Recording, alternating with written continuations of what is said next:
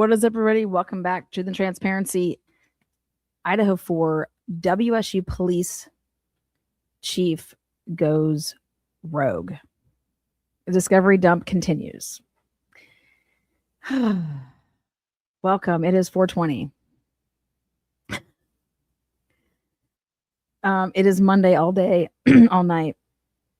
We've been talking nothing but the hits, nothing but the motherfucking hits. We've been talking about Idaho all day.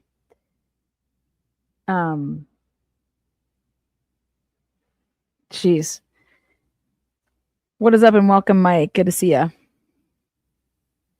Well, it's funny that someone just wrote this in here. Anjanette Levy did a piece on the dock dumps. That's who I wanted to interview and ask her what she thinks about Jenkins. Like, hey, let's see. Anjanette Levy does a piece. Let's see this crime fix really quick.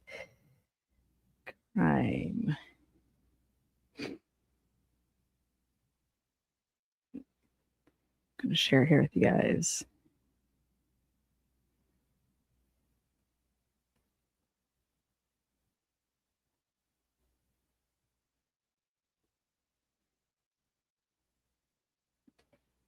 Oh, wait, no.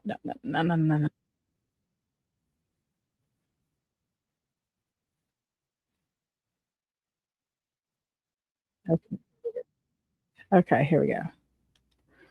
Expand this shit. Okay. I'm going to share this. We're going to come back over here to this.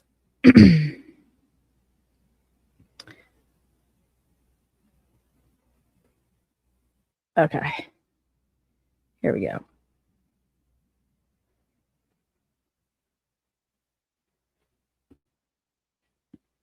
Father in a voicemail after the murder of 4 University of Idaho students. It's one of a batch of new records from Washington State University, where Koberger studied criminology. These records are giving us a look at what was going on at the school after the murders and after the arrests, and how cops actually spotted Koberger's car weeks before his arrest. Wait, but it also talks about what they were doing before his arrest.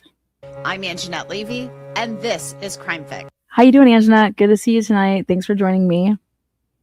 Thank you, Lana. Thank you for having me. Not a problem, Anjanette. If you don't know, this is Anjanette Levy. Go like and subscribe. She has a channel. This is the one segment that she does on Law and Crime. She also has her own platform on YouTube, and I think it's just her name, just Anjanette Levy. You can find it. No problem, girl. I'll just give you that little plug. All right, so what do you got? What do you think? What do you got? Before we get into this stuff about Brian Koberger, I want to. Oh, you want to let everybody know how well I've been doing on this case? Thank you. Oh, what a doll you are. I tell you about this app that I like that I've been using. It's called. A what? No, that's a lie, Internet. I'm live right now. Money appears in my app that I can transfer straight into my bank. Hey, I'm live. Frequent users earn an average of $254 back a year. Who can beat that? To start getting your cash back, click the link in the description or scan the QR center. 4 University of Idaho students were found in a rental house on King Road, stabbed to death. It's the kind of crime that would shock people even in a big city. But this was Moscow, a college town, the kind of place where people didn't lock their doors. But that would change. Maddie Mogan, Kaylee Gonsalves, Ethan Chapin, and Xana Kernodle had been out to the big football game the day before, partying, hanging out, doing what college kids do. Hours later, they were dead, stabbed in their beds. Xana actually fought for her life. She was stabbed more than 40 times. The search, more than 40 times, and no transfer from any of the victims upstairs of the blood. College kids do. Hours later, they were dead, stabbed in their beds. Xana actually fought for her life. She was stabbed more than 40 times. The search was on for a murderer. Time was of the essence. Little did anyone know in those early days of the investigation that the killer was just miles away, studying at Washington State University across the state line in Pullman. His name, Brian Koberger. He was a PhD student in criminology, a teaching assistant no less, and he was walking the halls of WSU as if nothing had happened. Since December 2022, we have requested records from WSU a number of times, looking into Brian Koberger's time there and trying to figure out more about what he was doing and whether the school administration suspected anything at all. WSU gave us a new batch of records recently. Some of it contains items we hadn't seen before, like information about 2 officers spotting his white Elantra from a police bulletin just a couple of weeks after the murders. I'll get to that shortly. It seems like a major opportunity missed, but there were also internal discussions about the murders. Angela, you're going to make me go ham on your ass. And concerns from parents of students that a killer was on the loose. And the university, as far as one parent was concerned, wasn't really communicating much about it. I'm going to get into all of this, but first, let's go back to the very beginning. It was November 13th, 2022, just before noon. A 911 call came in from Rooming Road. I'm trying to go to bed. Which one is your work? Upstairs. And I didn't know what to do. This is at 4. Frian wrote in a text, I discovered I do not have Tyson's cell number, so if you or Tyson could give me a call, I would appreciate it. Wait, I discovered I did not have Tyson's cell number. So if you or Tyson could give me a call, I'd appreciate it. Who is this to? After finding out about the homicides, WSU's police chief, Gary Jenkins, was in touch with Moscow's police chief. Jenkins wrote in a text, I discovered I do not have Tyson's cell number, so if you or Tyson could give me a call, I would appreciate it. Oh, snap. Gary Jenkins, Big Gare, the ones and twos, Gary Jenkins. Oh my God. Gary Jenkins all up in that ass. 2:42 p.m. This is Gary Jenkins, conversation with James Fry. Tyson was one of the higher-ups in the department. Fry and Tyson Barrett. Jenkins remained in contact throughout the investigation. By 3 p.m. that afternoon, Chief Jenkins was texting with someone at WSU about Want me to send or AMI still in holding pattern? Posting an alert to students and staff to notify them about the murders in Moscow. The text alert stated, Moscow Police Department investigating homicide near University of Idaho campus, not aware of any threat to the WSU Pullman community. Now, that person, Jason Sampson, later questioned the information they were putting out to the WSU community. Just after. Ooh, let's see. Both sides updated. Question. Given what I have read, how come it is considered not an ongoing threat? Does that mean it doesn't appear random if we knew the evidence? What? Yes, that's pretty much it. That was for personal knowledge. Didn't want details, just trying to understand logic if we sent message. I don't know how much more than that myself. I have to rely on my contacts at MPD to give me accurate information. 6 p.m. on November 13th, Sampson wrote to Chief Jenkins, both sites updated. Question, given what I have read, how come it is considered not an ongoing threat? Does that mean it doesn't appear random if we knew the evidence? Just curious. Chief Jenkins responded, yes, that's pretty much it. Sampson responded, that was for personal knowledge. Didn't want details, just trying to understand logic in how we sent message. Chief Jenkins then wrote, I don't know much myself. I have to rely on my contacts at Moscow PD to give me accurate information. While all of this is going on, Brian Koberger, we now know, had been to Costco and a grocery store that day. On November 16th, 3 days after the murders, Chief Jenkins wrote a letter to students and staff at WSU. It read, to the Washington State University Pullman campus community, saddened police department, preliminary investigation. Investors still don't know why he targeted that house on King Road. 9 days after the murders, one concerned parent wrote to WSU with questions. The mother wrote, yeah, she just ate their asses. So did the dad. What else do we got? And can you please call me back? My name is, the suspect has not been apprehended, and my daughter is living in a rental house with 5 other girls. And what are our options for finishing the semester at home. I absolutely don't feel safe. And thank you. That voicemail was left, but it had to be before Christmas break. By late November, police had a lead: video of a white car driving around the King Road neighborhood at the time of the murders. The FBI identified it as a white Hyundai Elantra between the years of 2011 and 2013. This isn't gonna fly for me and Jeanette, because now the documents have come out, it's not like that. Here we go. Moscow Police Corporal Brett Payne had searched for it. After Kober said us, if you see this, these records from WSU show the university had Brian Koberger's vehicle information on file. In fact, within hours of receiving that BOLO, 2 WSU officers had searched for it. After Koberger's arrest, Moscow Police Corporal. Yeah, but Love had it on November 25th. So, like, why would you ever send out the November 27th and November 28th emails?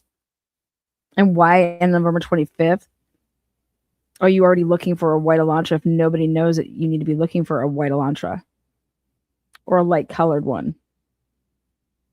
Brett Payne wrote in an affidavit. Washington State University police officer Daniel Tiango queried white Elantras registered at WSU. As a result of that query, he located a 2015 white Elantra with a Pennsylvania license plate. This vehicle was registered to Brian Koberger. But there is something really peculiar about this, because not only did Tiango search for this vehicle and find it, we know another officer actually drove to the apartment complex and put his eyes on the vehicle. He saw it. Or he was already following Brian Kober and it went back there. So they're like, we're following him. I would love to know Brian Kober's whereabouts, like that night of the 28th going into the 29th. But neither called into the Moscow police to report it. I asked Chief Jenkins about this in July of 2025. Take a look. Okay, let's take a look here. Look at Anjanette Levy with our boy Gare Bear. Look at Gare Bear. Gare Bear. A BOLO went out in November, a couple of weeks after the homicides, to law enforcement only. And there were a couple of Washington State University officers who actually noticed that there was a white Hyundai Elantra owned by Brian Koberger on campus. It was a different, year than they were looking for. But can you explain to me what happened with that? Because it's mentioned in the probable cause affidavit, but I feel like there's a lot of confusion about that, because people think, oh, well, they were looking at him that early, but that's really not the case, I don't think, because, they then made that a public BOLO on December 7th. Right. The BOLO that we got was, I think, identical to the one that eventually went out to the public, but this was on November 28th. They sent a BOLO out to the local law enforcement agencies with a vehicle of interest that they. Okay, Jenks.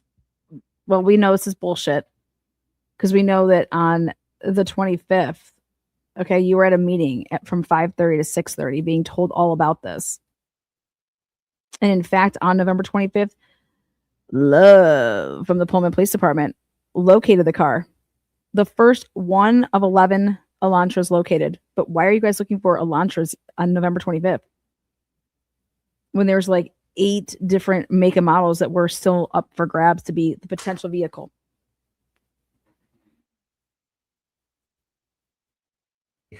Labeled as law enforcement sensitive, meaning that we should not share it beyond the law enforcement community. And the description of the vehicle was a white Hyundai Elantra with between the years of 2011 and 2013.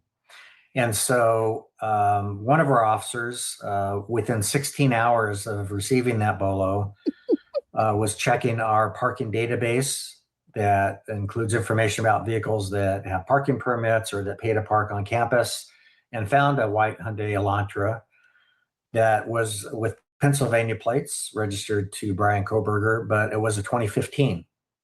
So the BOLO was very specific about the vehicle make, the vehicle model, and the vehicle year parameters and the color.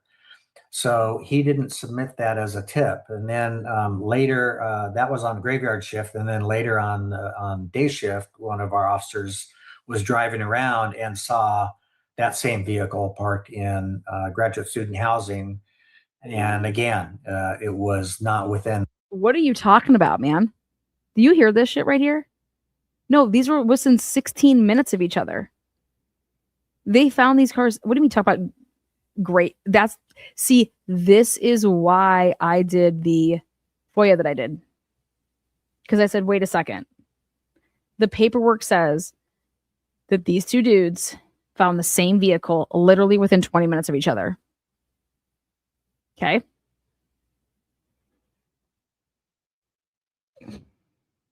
Gary Jenkins is trying to say that the next day, the day shift person, because Curtis Whitman is a detective. Detectives don't work in the middle of the night, shug tits. That's why I went the fuck after it. I said, what the hell is Curtis Whitman working at midnight for? He's a detective with the special crime, like he does sex crimes.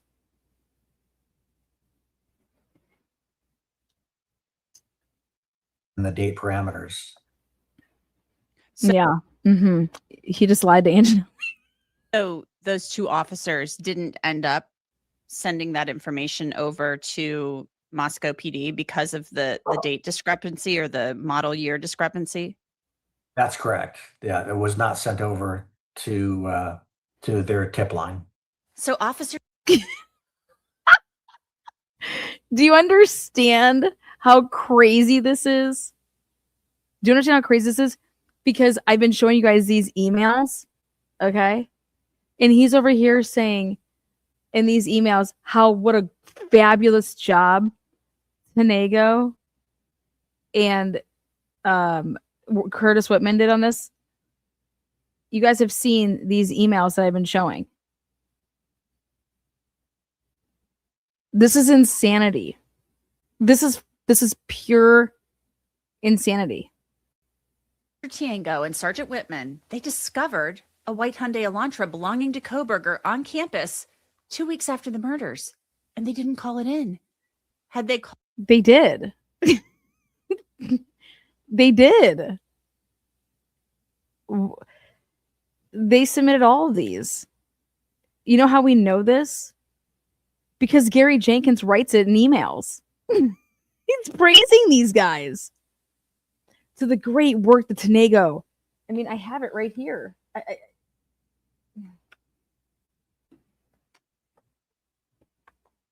Fucking A. Called that into Moscow PD, it's possible that Koberger could have been ID'd as a possible suspect much earlier than December 19th, when his name came back from the FBI's genetic genealogy testing. I asked Chris McDonough, host of the Interview Room, about this recently. Thank you there, John. Well, I think you and I talked about it, Anjanette, on a previous show with you.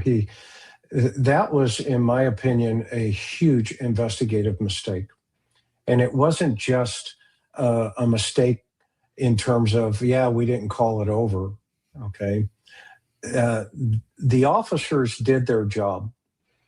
They found the car. They went to the car, okay? Somebody made a command decision that said, well, don't contact the owner of that car.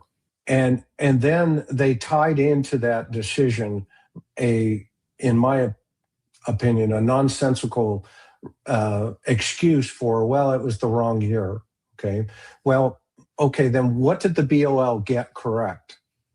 We're looking for a white Hyundai, okay, in the area, anything in the area, okay, around the potential time of the crime. We're to presuppose that Washington State University didn't also look for video about that car on the night of the crime in that email. Okay. Mm-hmm. And so what's the chief doing, in my opinion? He knows they made not only a huge mistake, but they blew it because they could have had, and I hate to say this about any law enforcement, I back. What am I listening to? What they changed the year after they found BK's car. Exactly. Exactly. This is crazy. You guys, are they reading the same documents that we've been reading for fucking days? I've been putting it all out here. I'm like, look at this shit. Gary Jenkins gets a new cell phone the day after the murders. What? Gary Jenkins is over here talking about the fact that, the probable cause is a little bit wrong here. But yeah, we didn't get that BOLO until the 28th. No, that's a goddamn lie, Gary. You got it on fucking the 25th. Because you were at the meeting, and that's yes. And Pullman's already over here with spreadsheets already started before the meeting. Big Gare on the 25th. And Brian Koberger's vehicle was found on the 25th by Sergeant Andre Love. Andre 3000 Love. Okay. But that's a Pullman police officer. His name is Sergeant Love, L-U-V. Okay. Then WSU's coming in and trying to say that in emails. Oh my God, I love it. He says, I love it. I love it. I love it, says Gary Jenkins, that WSU, Tenego, and Curtis Whitman are being crowned as like they found this car. They found Brian Koberger. Because the probable cause that's what is, the IGG's not in the probable cause. Unbelievable. And still here we are. This is what Syre was saying. The much larger issue is that there was no probable cause with what they filed for probable cause. Because that is none of that's true. It's all lies in there. There's a much larger issue here, in which is you guys had no probable cause. That's the much larger issue. Like, period, end of story. Like, that's what it is. The blue when we're right, and I also tell it when we're wrong. Okay, that's our responsibility to the public, and this chief owes it to the public and to the family to say, you know what? Not only did we make a mistake, you're right. We should have gone and knocked on that guy's door, who was registered to that vehicle. Wait, but that's not his. He was told not to do that by Detective Payne and the command staff. What the hell are you guys talking about? It's not on him. It's on the command staff. Living in that apartment complex, because God forbid, after that night, if he would have killed somebody else, that chief would have been really in big trouble. Which one? Not this chief. Not this chief. Not him, right? Because he's following the command orders, right? But they're over here in they're in the wrong branch of. You guys, come to my world over here. Listen, you have to lay this all out in chronological order, okay? And it was not laid out in all chronological order. But if you read these documents and you take them and then you start building a chronological order of events, you start to realize really quick that Gary Jenkins was 1000% in the mix of all of this, not just sitting out on the sidelines, like waiting to get the fucking call from the bullpen. That's not what was happening here. Gary Jenkins and his best friend over there, Chief Fry, they're both chiefs, same, come on, hello. They're going to be like boys and shit.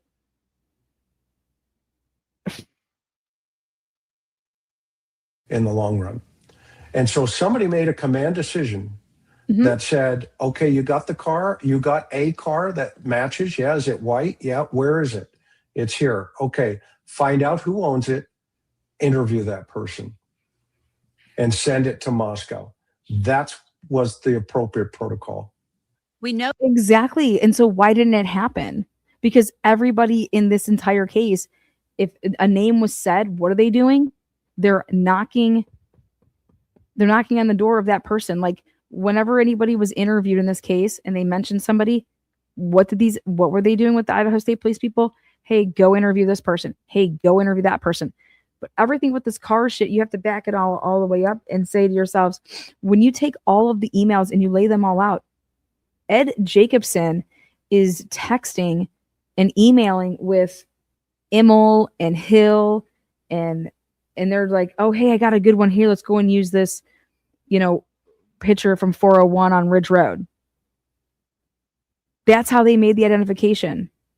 Not from the identification of that car, of that vehicle, did not come from the balcony, which is 1112.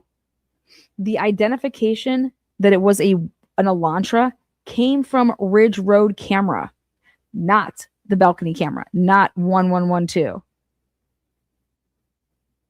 And the state concedes this after Hippler said, that's a lie. Of course they ID'd it from blah, blah, blah, blah, blah, blah, just making up all this shit. And it's just like, what are you talking about? We have the emails right here. And then they switched the year after they had Brian Koberger's vehicle, after they knew that Brian Koberger drove a 2015. And Hitler's like, what are you talking about? And it wasn't until you can get through all these documents to realize that, oh my God, it's right here in black and white in these emails. They already had Brian Koberger's car. And then when you're trying to push that, okay, can it be? And then the guy was like, yeah, no, but I still think it's a 2000, and I'm more comfortable with saying it's this year.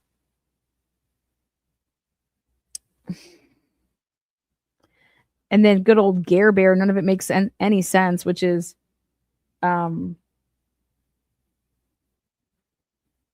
get us this information.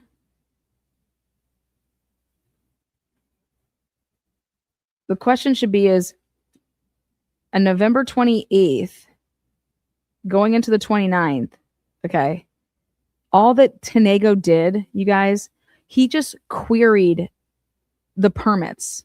That's what they're trying to say. Okay. If you just query something, that doesn't mean that you found it. I query, give me all the Elantras with the parking passes, okay? Boom, got them. Here you go. Here's however many of them. That's what a query is. And then 20 minutes later, because the query would have shown Brian Koberger's name, a permit number, or actually they weren't able to even get the names, because if you guys have been reading my papers, they're like, yeah, we can't give you the names, but we can give you the plates. We can give you the permit, but we can't give you the name. And so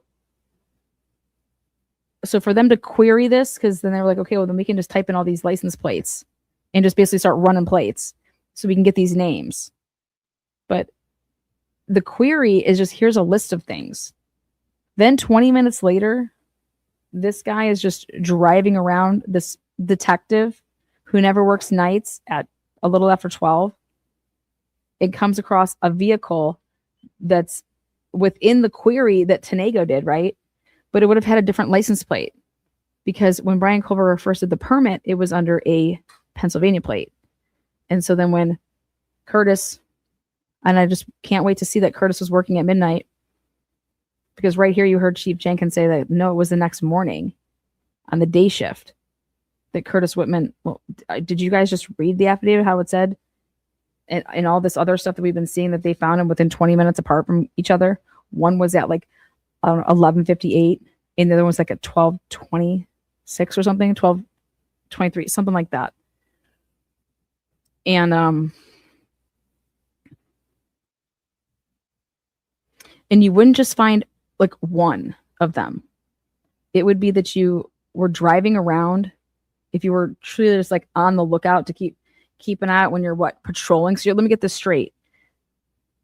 A WSU detective was out patrolling the properties at midnight.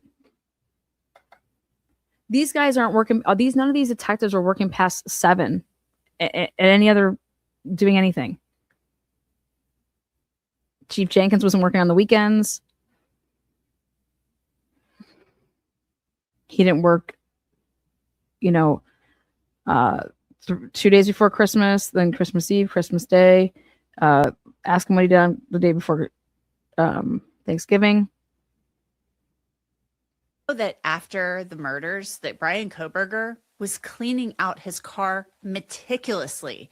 and it was torn apart by the FBI for processing, Ellie, and they tell did me not what's find up. any DNA belonging to the victims in it. So some precious time may have been lost there. After Kohberger's arrest on December 30th, 2022, Chief Jenkins sent an email out about the mention of the officers in the affidavit. The email states, the affidavit describes the great work Officer Tiengo and Sergeant Whitman did in tracking down a possible suspect vehicle, which was, as it turned out, the suspect vehicle. Note that the timeline for locating the vehicle is not entirely correct in the affidavit. The affidavit indicates that the area law enforcement agencies were asked to be on the lookout for the suspect vehicle on November 25th, when in fact they did not ask for that until the morning of November 28th. Shortly after receiving the email from Moscow PD, I sent out an email with the vehicle description on November 28th at 8:24 hours, and Tiengo queried Kohberger's license plate on November 29th at 00:28 hours, approximately 16 hours later, not 3 days. And Sergeant Whitman observed the vehicle at Kohberger's apartment complex at 00:58 hours on November 29th. There you go. Outstanding work. Jenkins then talks about how he's been partnering with all of these departments in the WSU community to work with students and staff to help them with anything they might need. He then writes, from the WSU PD perspective, we are offering reassurance that we are here for their safety, and we are here to help them with any perceived safety and threats or disruptions, including harassment from the press. As we move from 2022 to 2023, I ask that you all reflect back on this past year and remember the difficult times this department has endured, and then look at where we are now. You've all proven to be resilient and committed to your profession, to WSU, and to WSU PD. We should now all look to embrace opportunities that reframe how others view WSU PD. The difficulties in the past will not define us. It is the great work of Tiengo and Whitman that puts WSU PD in a favorable light on a national stage. It is the professional and disciplined work of the members of the regional SWAT team who did what needed to be done to save lives. Again, it's very possible that Kohberger could have been identified as a suspect in late November had those officers called in the information about the Elantra, despite the difference in the model year. Hours after Kohberger's arrest in Pennsylvania on December 30th, 2022, WSU's interim assistant vice president of student affairs wrote this letter to let Kohberger know that WSU was issuing an emergency suspension. Jennifer Hyatt wrote that she was imposing an emergency suspension because Kohberger had been charged with murdering Kaylee Gonsalves, Maddie Mogan, Xana Kernodle, and Ethan Chapin, and had in fact been arrested earlier that morning. Hyatt said being charged with these crimes was certainly a violation of the standard of conduct for WSU. They are so messed for saying this. Students, because the allegations involve abuse of others or disruption or interference. What I'd like to know is... The records from WSU also show an email that was sent to the school community in January 2023. It stated, the last few months have been trying, and the announcement of the arrest of Brian Christopher Kohberger, a former WSU PhD student, as a suspect in the deaths of 4 University of Idaho students has shocked our communities. First and foremost, I want to reiterate my heartfelt sympathies to the families and friends of Ethan over the next few weeks with the Moscow Police Department. Police interviewed faculty with Mr. Kohberger may be contacted by law enforcement, the media, and concerned citizens. I strongly encourage everyone to cooperate with the investigative process as much as they are able. The email also encouraged tips and information to be shared with the Moscow Police Department. Making students feel uncomfortable, particularly women. The families of the 4 victims are now suing WSU for wrongful death. WSU. They're suing their asses. Okay. Boy, everything. We're going ham. Okay, now, Anjanette, I'm going to need to we got to get together on this timeline, girl. Okay?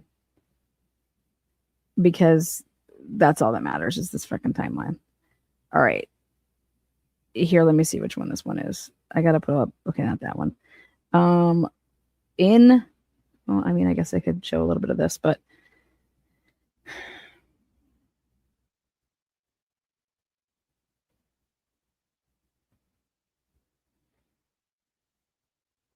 420, the biggest stoner holiday of the year. It's also about freedom from government. Farmers, the tie-dye dentists, and the rebels. Good eye. Yeah. Cheers. I'm not a weed smoker, but I would fucking probably feel like I was dying. All right, hold on. Okay, here we go. 4. Why isn't anybody putting together a damn timeline? Oh, Lana, you can just do that for us. Okay. So here is Colbert installment part 4, because I told you I was going to go backwards. So we did 5 earlier. Now we're going to do 4. So here, let's take a little gander. January 24th. This is Colbert intern video. Colbert intern video. What is this? Does that link work?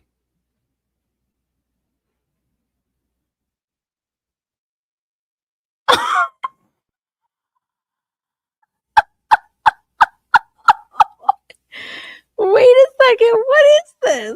This is a link to my video. Oh my God. Did you guys just see that? You can't make this up. Did it pop up on the screen for you? Oh my God. So when you click the link, this is what pops up. Holy shit. Here.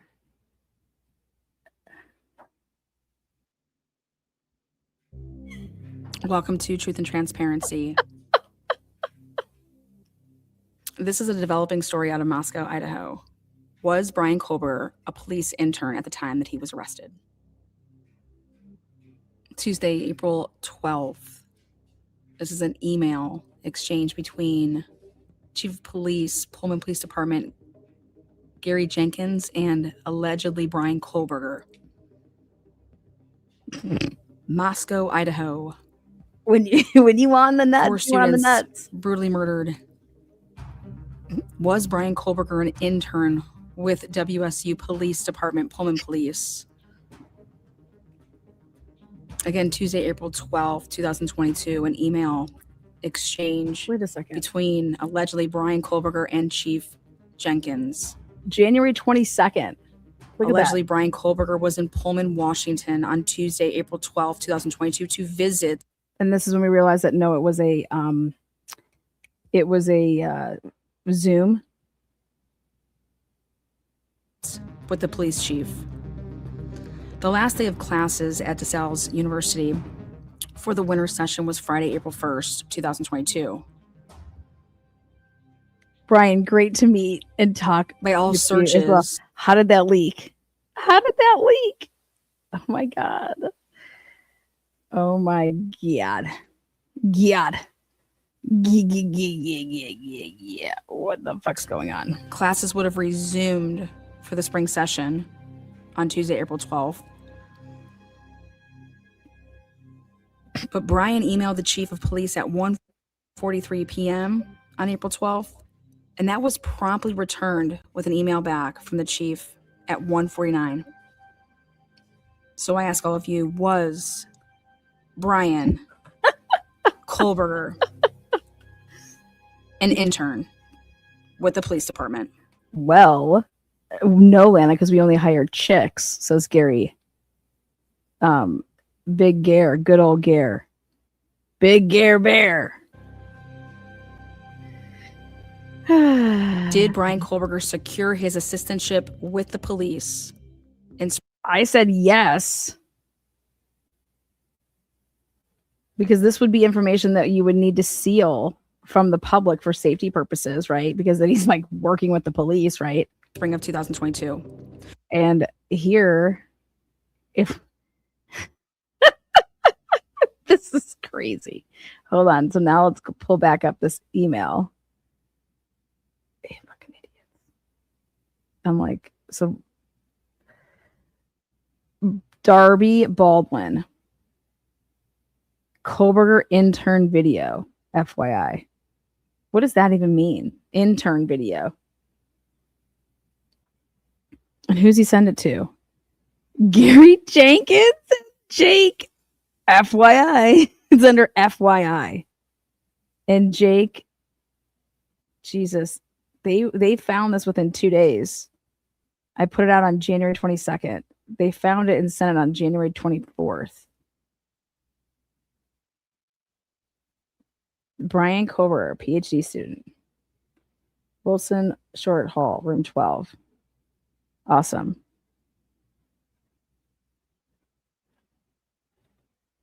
Well, great. I mean, I've known that they've been flagging it, but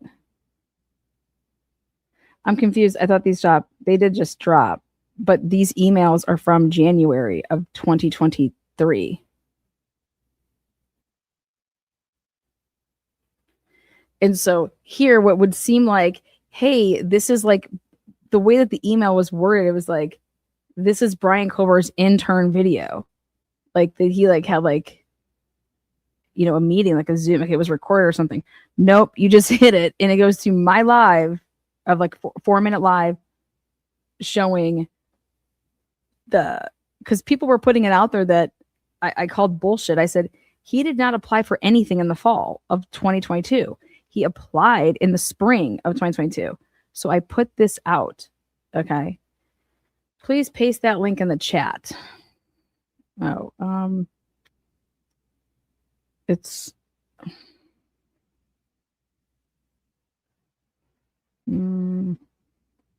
let's see here.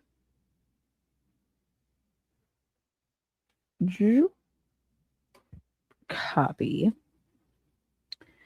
I'll put it in the chat. Paste. There you go. That's the link for that.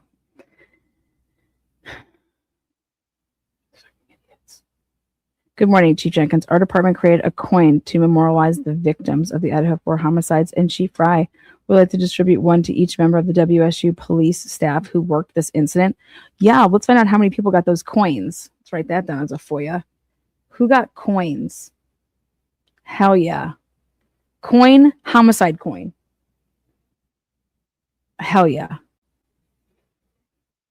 Hell yeah. Who got the homicide coin? We're going to FOIA everything we can about Jason Samsonite. And we're going to FOIA everything we can on the coin homicide. They had coins made for people. Coins.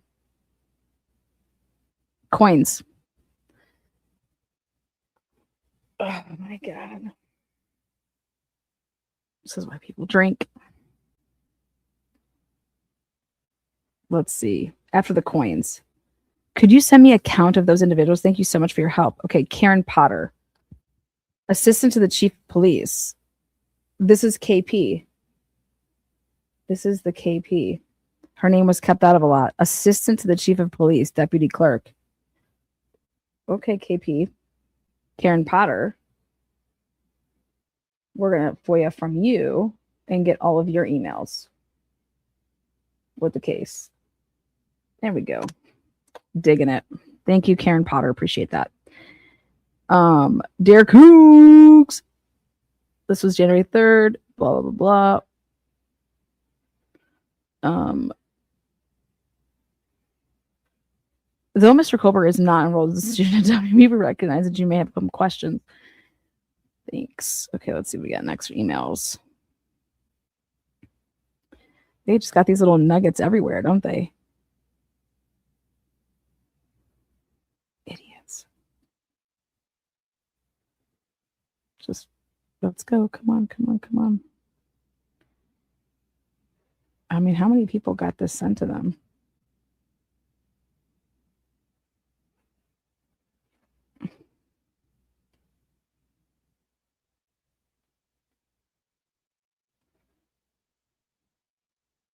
Okay, we did that. We did that.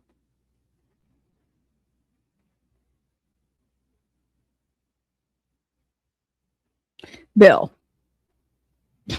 Here is the contact information related to our phone call today.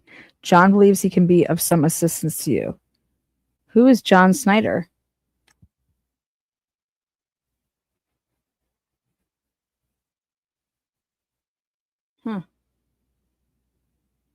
Bill and Gary are just like fucking besties.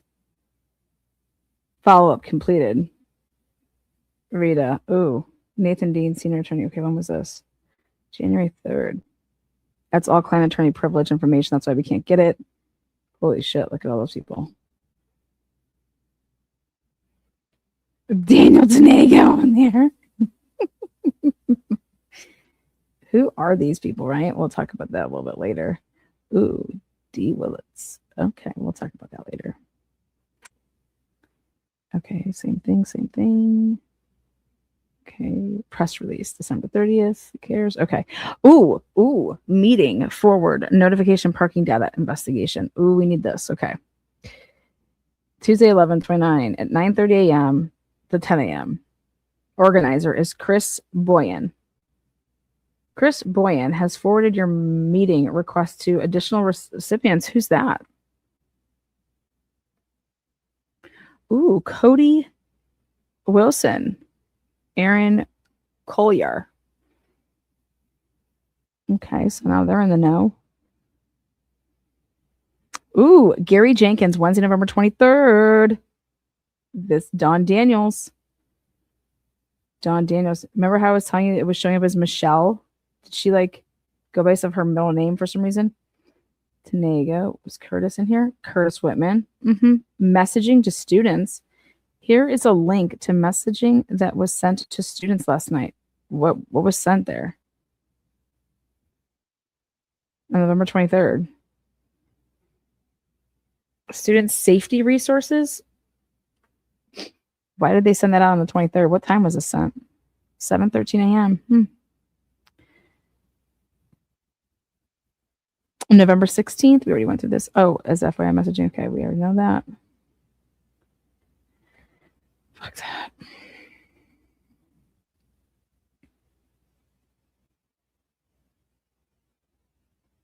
Officer involved fatal shooting during SWAT standoff. Okay. 12/22.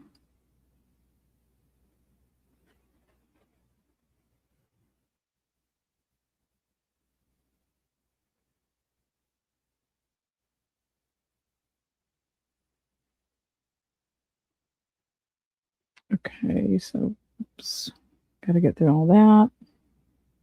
This was the officer involved shooting. A media release, Whitman County Office of the Coroner.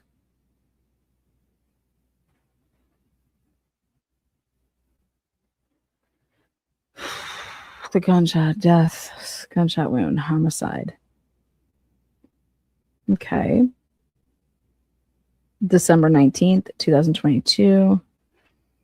Cause of death is a term used to indicate the medical cause of death, listing the disease or injury that caused the death. Manner of death is the way to categorize.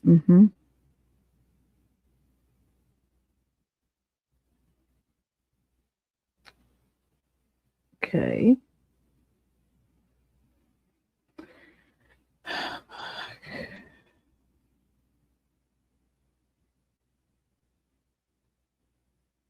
Order to turn evidence over to ISP, motion and order, transfer custody of items to ISP docs. Here you go. From Dennis. Okay, so January 3rd, they turned over evidence. Why did they send it to some motion and order, transfer custody of items to ISP? And that would be from the Whitcomb Sheriff's Office. And Dennis Tracy. We'll get him. Okay.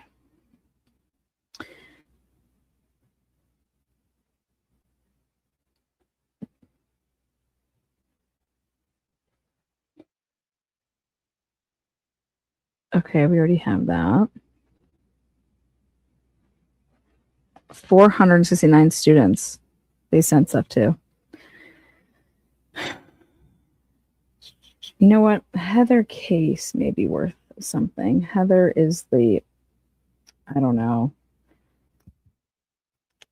Latah County Jail. I respectfully request. Oh yeah, they have to do that to send this to Brian. Mm-hmm. Where's the? Remember, I'm still looking for this December 19th letter that Jen, whatever Gigi, who the fuck knows, whatever her name is.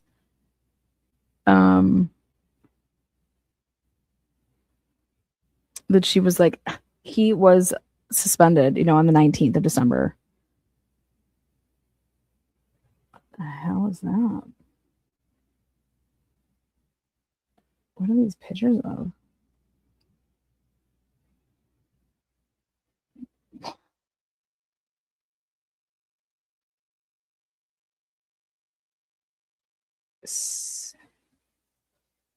Oh shit, did he take pictures from like, oh.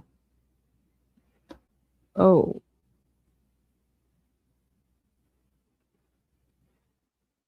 Wait a second.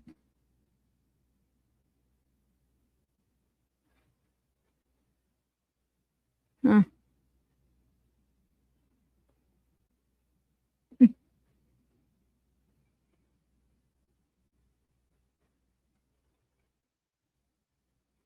$12/21/2022. Camera download files from what? John Daniels. A copy traffic stop. What? 10/22/2022. 10/22. 12/21/2022. John Daniels. What's this?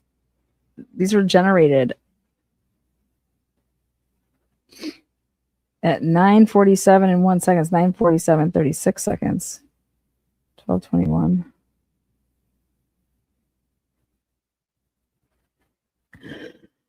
Wait a second.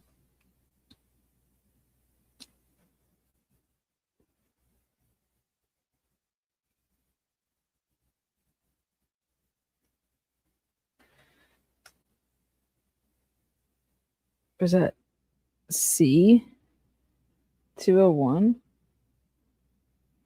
Potentially, is that a G? Looks like a C to me. Star. Where's the first page of this?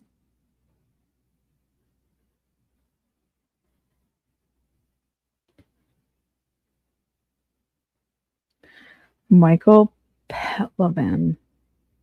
December 30th. To Don Daniels. Pics. 2. Well, there's way more than 2 pics.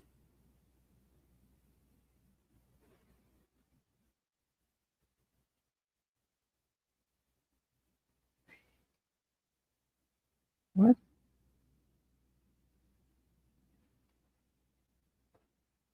This is bizarre.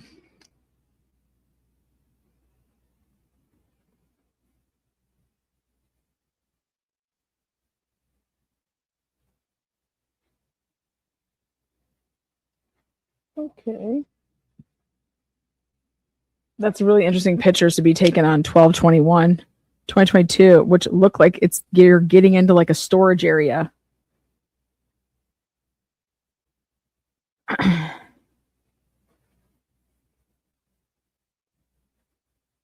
It looks like it's C201. Kober was on the second floor. Please don't tell me. Not sexual at all. Matching all donations for FOIAs. Oh, sweet. Let me go up there and grab that. 5 memberships. Five of you guys turned green from Sherry. And then Allie Tally turned 20 of you guys. So Sherry says 5 of you guys going green. Allie Tally says 20 of you guys going green. And then not sexual at all. Matching all donations for FOIAs. Biddy. And now who got a nice little green alien to match all of us alien people over here? You guys, the dates of this stuff is 12/21. They weren't in no, they didn't, what is this? We're about to find out when I ask Michael J. Petlavani what the heck this is. And these are, he's saying 2 picks. Well, we just saw how many picks there were, right? This is nuts. And he sent them though on Friday, December 30th. But guess what? You have the metadata for all the picks. And so let's see if we can zoom out just a little bit. Oh God, now zoom back in. What's going on here?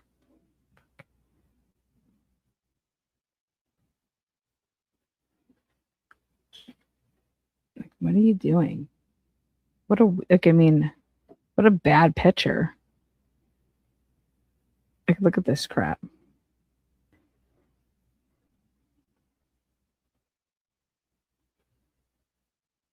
Sent from my Verizon Samsung Galaxy smartphone.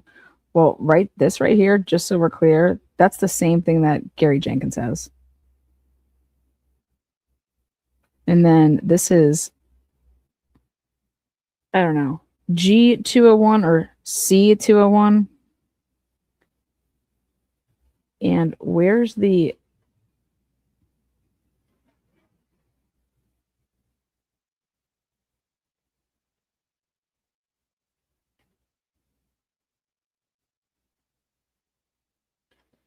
lock?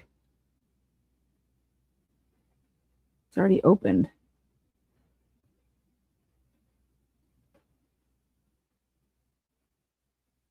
See, like over here, you can see that there's a lock to the right on one of those. Where's the lock on this one?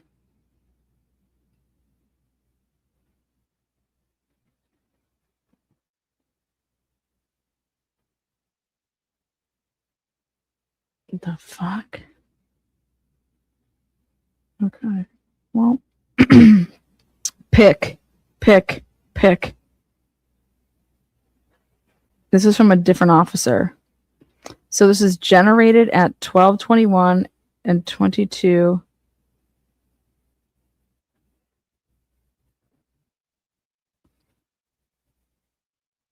Okay.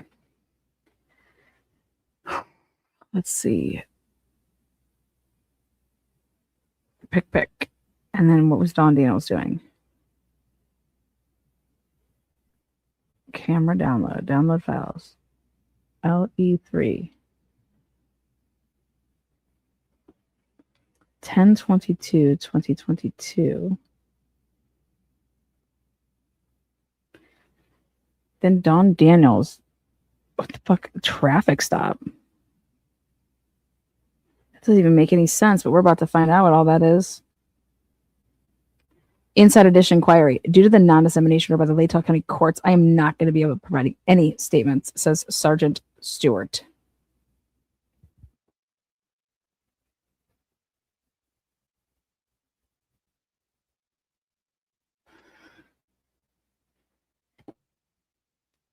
Crazy.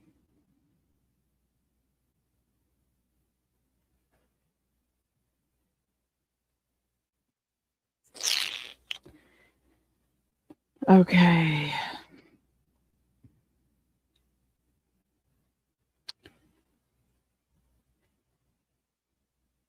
He sends that out. Let's go here.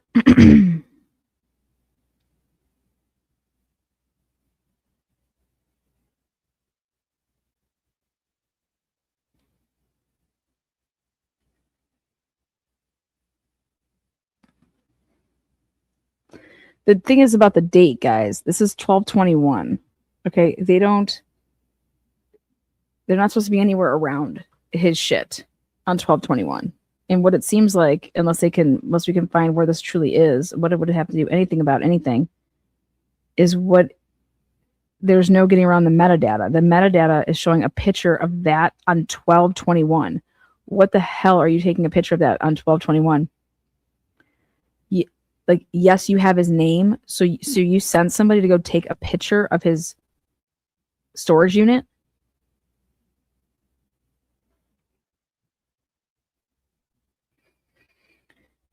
We're going to get more info on Outstanding work, Will. Thanks for taking the time to send us an email. I am certainly proud of my staff. I will pass along your message. Just read an article about one night shift WSU police officer that took the time to search the database for a car. Without that officer's oh my gosh, the case would have been a lot harder to solve. I hope this officer is getting the praise he deserves. This old retired cop recognizes the value in their efforts. Thank you from a WSU grad, retired law enforcement officer, and a dad of a current Coug school. Oh my God, you're just letting people believe this shit. Thank you, Will. Well, it's all bullshit. Didn't have dick to do with dick. Okay, David.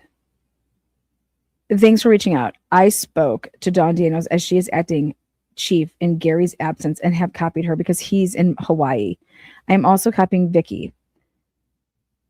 Oh, as discussed earlier on the phone, your team's access was removed after you closed your lab down, so there is no possible method anyone from your team would be able to view the system or any of its cameras since that moment. Excuse me? Wait, what? Hold on. As discussed earlier on the phone, your team's access was removed after you closed your lab down. So there is no possible method anyone from your team would be able to view the system or any of its cameras since that moment. In accordance with state law, as well our own local policies, we keep very rich logs for our recording servers and have a complete accounting of every camera viewed, when, by whom, and for how long. It even records the management tasks of account creation, deletion, and termination. Please don't hesitate to reach out if you have any further questions or concerns. Thanks, and have a nice weekend. Excuse me, but David Mackin, what? Was removed after you closed your lab down. Adams Mall CCTV camera account access. Oh God, here. Den, we could use your assistance with verifying access. Fox News released a story today purporting to have taken photos from the command center, which is the CCTV lab located in DGSS. The CT lab has not been operational since spring of 2020 when we closed because of COVID. Wait, excuse me?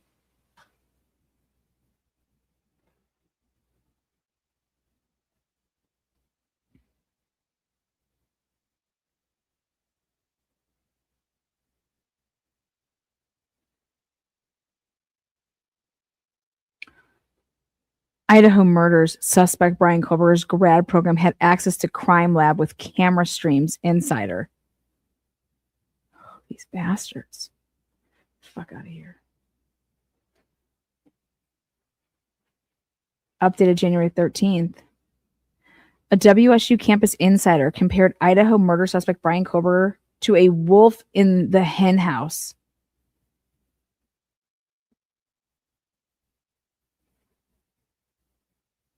Koberger defense team hoping to delay proceedings as long as possible. Former federal prosecutor reacts to Idaho murder suspect's preliminary hearing being scheduled for June in the case of Brian Koberger doctoral program at WSU maintains. Where is this fucking picture from? Where is the picture? We got, oh my God. Holy shit. I got to show you guys this.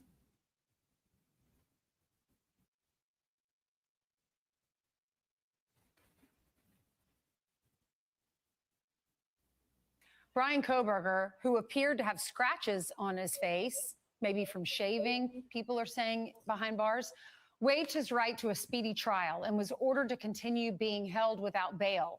A preliminary hearing is set now for 6 months, in June 26th. Joining me now with more is former federal prosecutor Francie Hakes. Okay, well, you're an idiot. Right here. Look at this photo. So David Mackin hits up and says, where the hell did this come from? Security images visible on a computer monitor showing an area that appears to be near WSU's Greek Row. The occupants have been blurred out. Fox News Digital got these photos. See this, like somebody...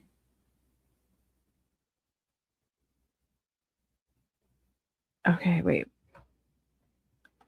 WSU's Complex Social Interaction Lab, CSI Lab, and Division of Governmental Studies and Services are research entities on campus. The DGSS recently, a report after examining 5 years of data on Washington State Police stops for evidence of bias. The results were mixed, but alarming according to the source is that DGSS access to live streams of security cameras around Pullman. One example taken from the command center shows multiple screens of live feeds, including one of a person in a car in a restaurant parking lot near Greek Row. What? Oh my God, it's a white car right there. What the hell is going on around here?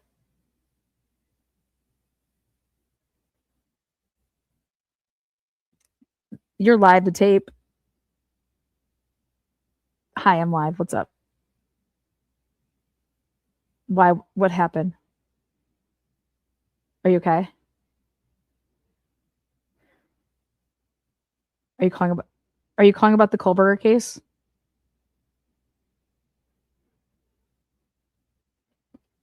No, I was just curious what you were calling for. You want to talk Brian Kohlberger? Hey. Well, I'm just look over. Well, I can call you back. Okay, bye. Live to tape, Lana. Live to tape. That was Annie Potts. Annie Potts wanted to talk, and I was like, what do we got going on?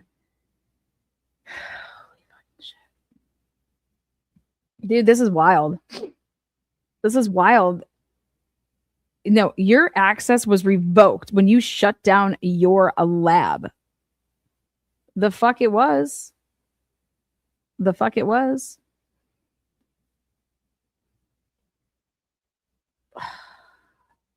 Lana, what do you want? What can I help you with? I thought she was calling because she wanted to talk about the Kohlberger case.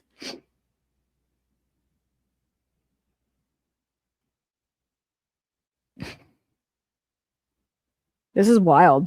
So basically, David Mackin's like, somebody just took a Fox News Digital is taking, somebody provided them with a picture, and they're saying that they are in the command center, right? One example taken from the command center shows multiple screens of live feeds, including one of a person in a car in a restaurant parking lot near Greek Row. More than 5 police departments share body cam video with the CSI Lab database, according to the university. One of them is the Pullman Police Department, according to the source, who could not confirm the additional agencies. So let me ask you this, because there's a huge FOIA that I'm doing in Pullman. And when all these guys were working, okay, and they're documenting finding these vehicles, were they wearing their body cams? Like, Officer Tenego, Officer Curtis. Where's Curtis Whitman's body cam of him? That would be like Detective Payne or Detective Mowry or Detective Blaker, okay, doing work on this case at 5 till 1 o'clock in the morning. 5 till 1. None of them were working like that. What the hell is a detective doing at 5 till 1? At 12:58, 12:56. Pieces of shit. Students can apply for access for the CSI lab online by filling out a brief questionnaire. The CSI computers are located in the same building and on the same floor as the grad offices, according to the insider, who pointed the locations out on a map. The body cam terminals are separated from the department's main conference room by a soundproofed wall and communicate with the internet only through limited pathways. It is unclear whether Kohlberger had attempted this process, but the university, they denied he was allowed in the crime or in the CSI lab. Why would he be? I think they're lying about this. This is what I think this lie is. Oh, here's this Phil fucker.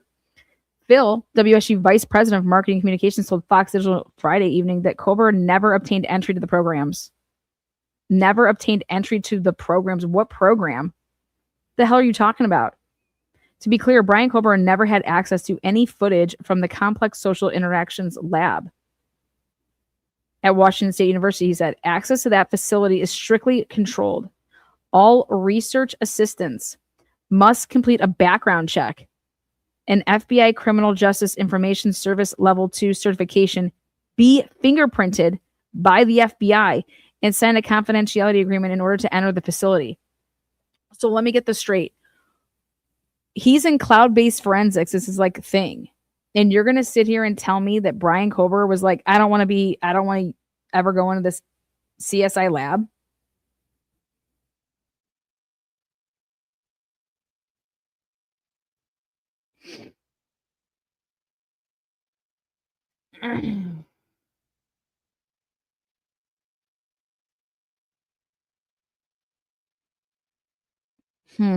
Well, let's take a look at this.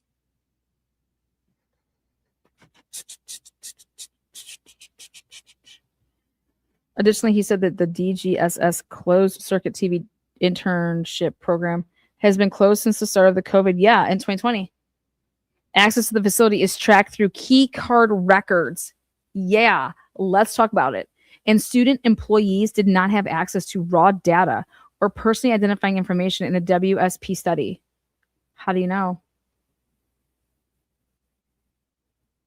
The insider, however, claimed to have direct knowledge of multiple individuals who have not gone through the vetting of or training to enter the facility and work as part of their duties, including our technical support staff. What? Who is this insider? Moscow police told Fox News Digital the department does not share its body cam archive or any live security camera streams with the researchers at WSU. Public records show MPD officers visited the victim's home at least 3 times during the same semester as Kober was attending WSU, resulting in the creation of several body and dash cam videos showing interactions with the victims. Thanks to yours truly. At least 2 of the victims were seen on public Twitch streams ordering food. The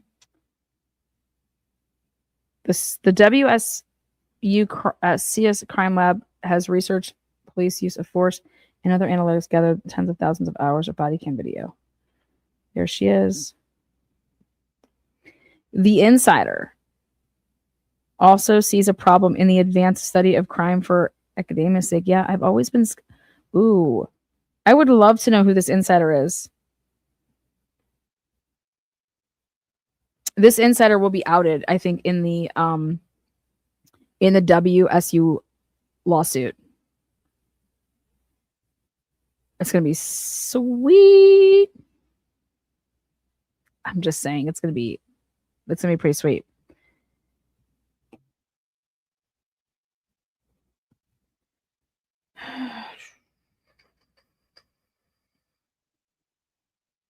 Unbelievable. Jenkins going rogue. Everybody's going rogue.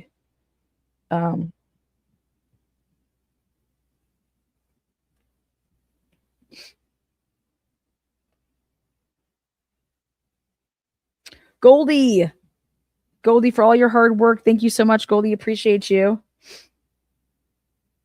Aw. Cherie, thank you so much.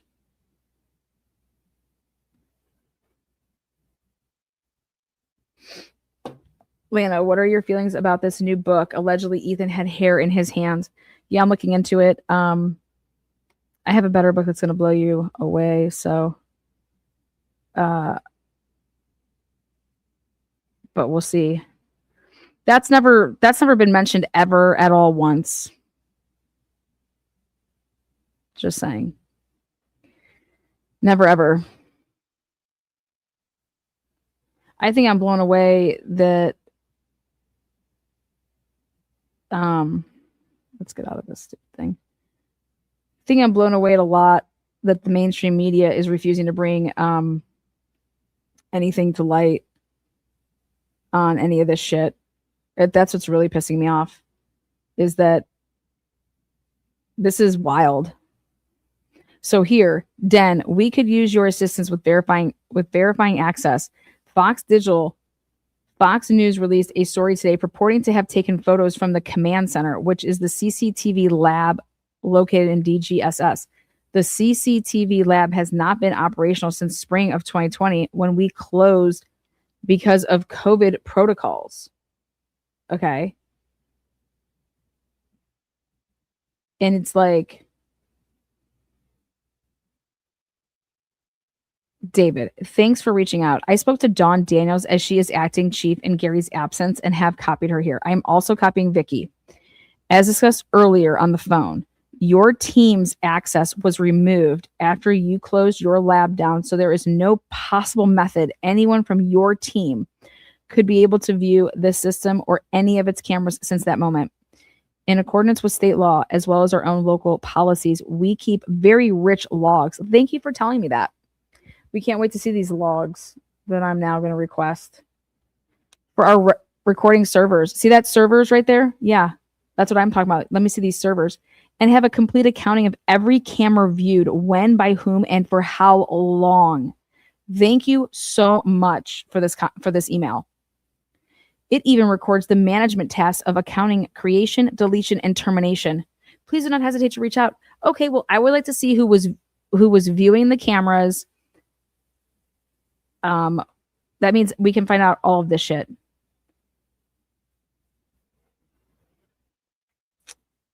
Author will be on Birdie next week. Perfect. He needs to ask who his source is for the hair. The hair isn't mentioned anywhere. See if he gives up the source of that. Lots gonna come out in this suit. Been waiting for it. Yeah, lots is. Absolutely. Oh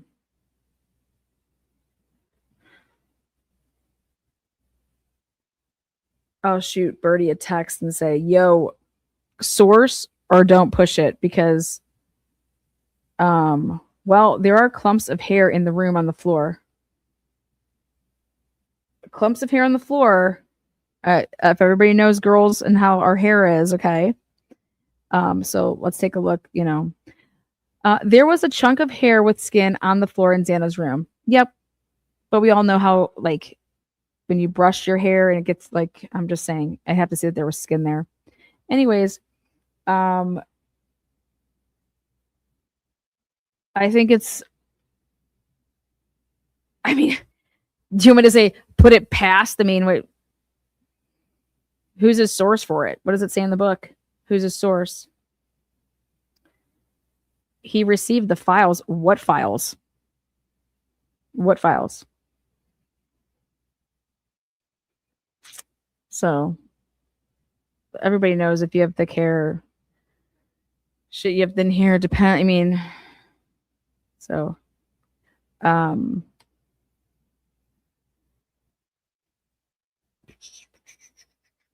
on the Idaho pictures that were released, what pick out of the 2,500? From one of the experts that had access to everything unredacted.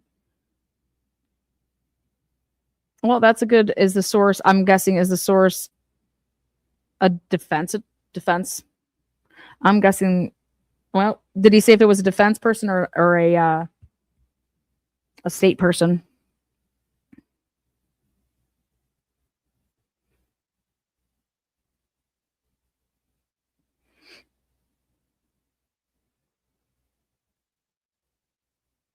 Lana, I have the camera. I said, send me the picture.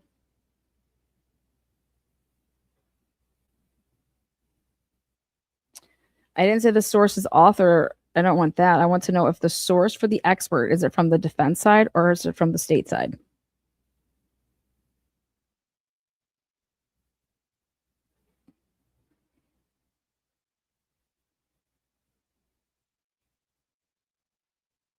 I mean, I told you guys this was all going back to court. So it would not surprise me. Nothing if you guys, we're looking at these videos right here. Okay. Allie Tally says, "Boya the fuck away." Allie fucking Tally dropping bombs over here. Boya fucking everything. Allie Tally, thank you so much. And speaking of which, tomorrow morning I be talking to them. I think they're sending over my Showalter shit. You guys, these documents, WSU, God, Gary Jenkins got a new cell phone right after the murders. Gary Jenkins, nowhere to be found, and then all of a sudden is literally in everything to do with this.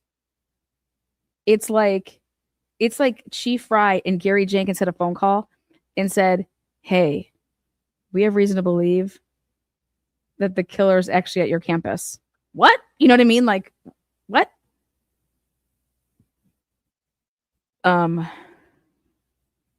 talking about the hair. I'm talking about both. Especially if it's blonde. After you would see that Xana is not blonde, you know, you would definitely be testing. I think you should test the hair regardless, but why would there be blonde hair in Xana's room? But again, we'll see. See, it's black hair that's on the ground, brown hair in the room photos. Yeah, that's Xana's. There was a fight in there, you guys. It was a ridiculous fight.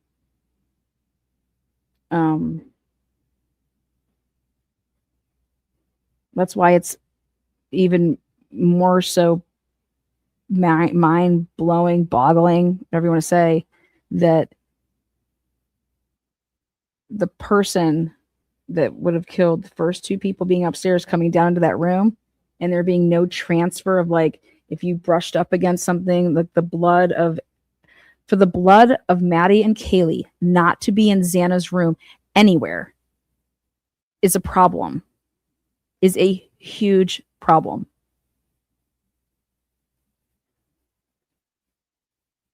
Is a huge problem for the state, not for the defense.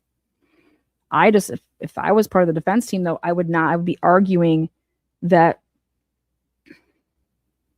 happened a lot earlier upstairs, and I would be using the phones of the victims to say that.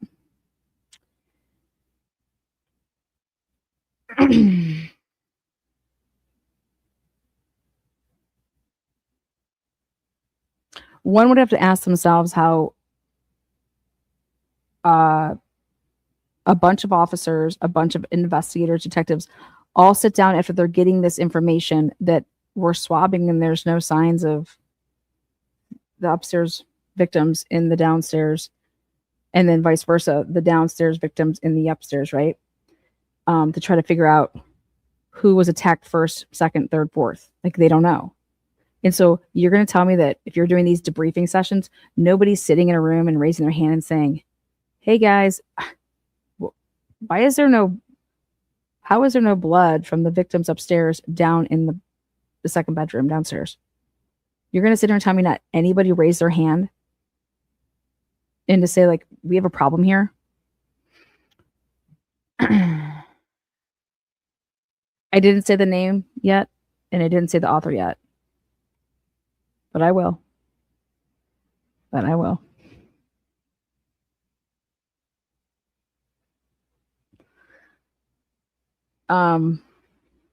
It just that's like a conversation. Like, that's just unbelievable. Unbelievable.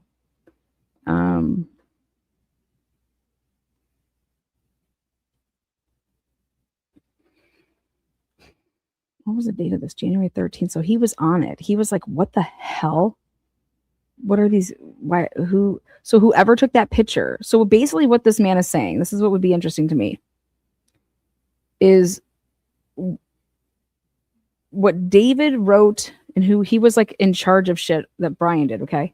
So what David wrote, he's basically saying, I would want to know who took this picture. Like, we have some metadata on that picture. When's that picture from? How does Fox Digital have that? You're telling me that somebody from previously of 2020, okay, went through their cell phone and said, I know that I've taken a picture in that lab before. And then like start scrolling. And then like, let me find where I've taken the picture so I can send it to Fox News Digital. Or is it a picture from actually 2022? And they're like, yeah, here. Like I was just in there like, whenever. I was in there at the beginning of the semester. I was in there this time. What the hell? There's like all the questions that I'm asking, there's answers to them. There's definitely answers to them. But that right there, he's like, here, could we audit access to the stream, to the system and determine if anyone has access to the system recently? The image is credited to Fox Digital News. Look at he does this. Oh my God, he uses the picture in the email. And then the response that they give him, look at this dismissive bullshit. Look at Den. There is no possible method anyone from your team would be able to view the system or any of its cameras since that moment. I didn't say it was my team, you dumbass. I'm saying that this is what was put out on the news, and this is a picture from our cameras in our command center. Who gave this to Fox Digital? And right here, David Mackin's like, why don't we take a look? Can we audit access to the system and determine if anyone has accessed the system recently? This is crazy. Because the answer is, yeah, we can. And I would be like, wait, where? This was out in the news? It's just like, yeah, read the piece, And this is the bullshit that the response back is like, it has nothing to do with me and my team's access. He says, Den, can we use your assistance with verifying access?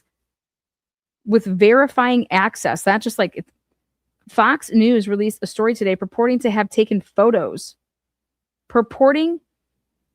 Fox News released a story today purporting to have taken photos from the command center, which is the CCTV lab located in DGSS.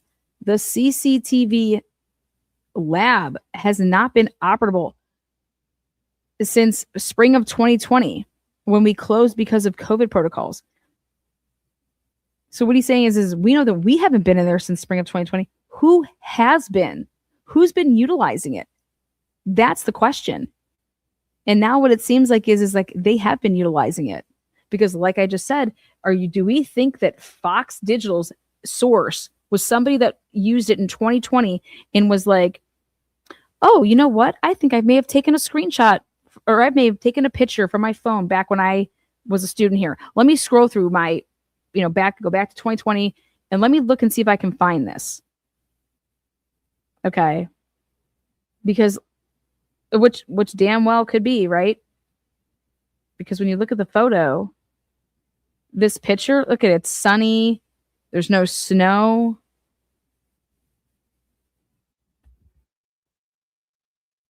That doesn't look like this does not look like a winter picture being taken.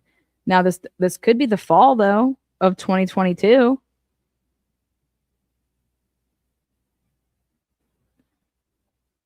That's the black and white version. Oh, this is more Ames data. Gary.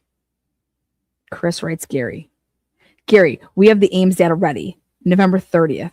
The files are not too large to email. Would you like them in an email or give me that in a drive? Now, why does that have to be? Look at that. Gary. Transportation services. Chris Boyan. Dude, Gary just big gear in everything.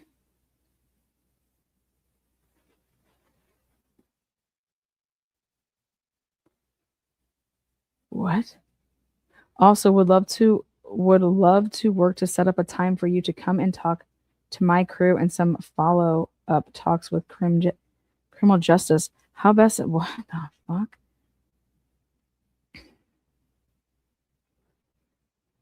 I hope your stakeholder meeting goes well. What?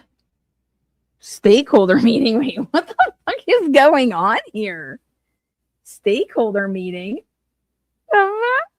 Okay. We're learning more and more about this lovely town. The relationship between Idaho and WSU is really interesting to me. Jenkins was rogue.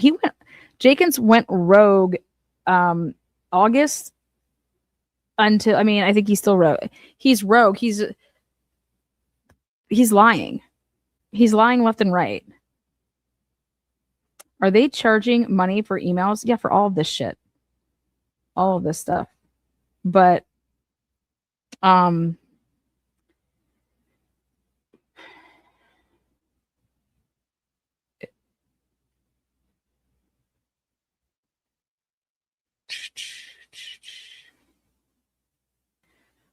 class invitations.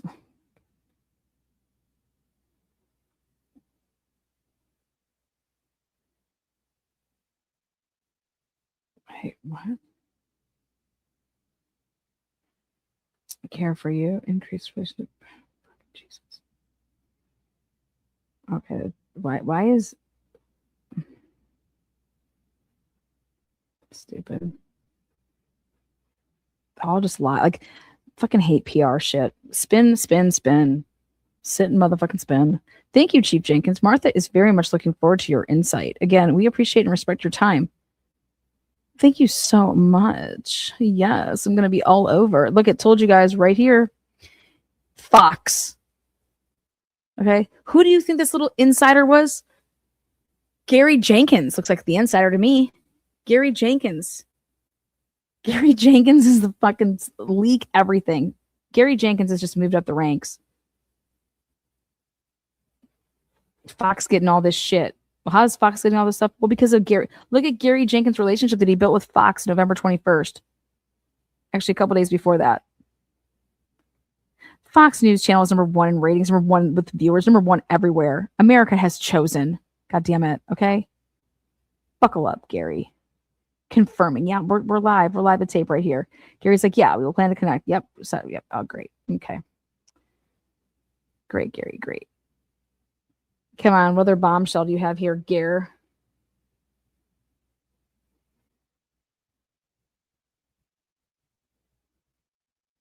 God, it's just the same shit. How many times did they copy something and put it in? Be pissed to be paying for this crap. What they did is they went with trigger words, okay? So if like you did any of the emails with, let's say, you know, this person or that person, that's why things are done twice, because of the way that it was requested. And so stuff's coming up twice. Because it's coming up from that person's name and it'll be coming up from this person's name, and that's why.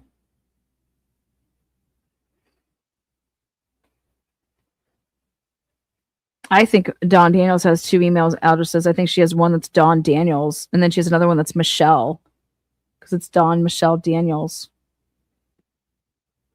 So I'm going to check into that. Well, Dawn Daniels isn't escaping this ass.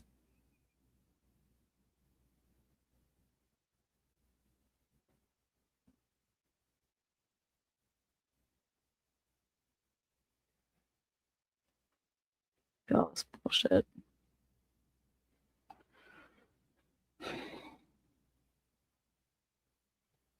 Criminal Justice Facility 3 administrative staff 1. Okay, 1.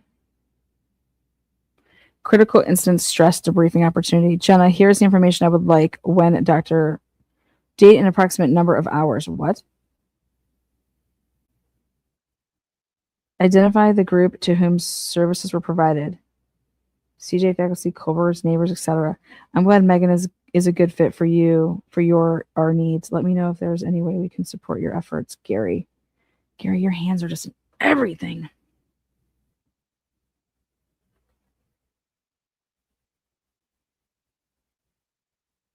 Dear colleagues, this past week has been incredibly difficult for many of us. Okay, so we have invited Dr. Megan, PhD, to join our facility, and this is who. Okay, so they're like, we need to bring in a doctor. Okay, and so if you guys need to speak with anybody, here you go. Just talk to her. Okay. Oh, God. Whatever. So we have that one that he talked to Maria.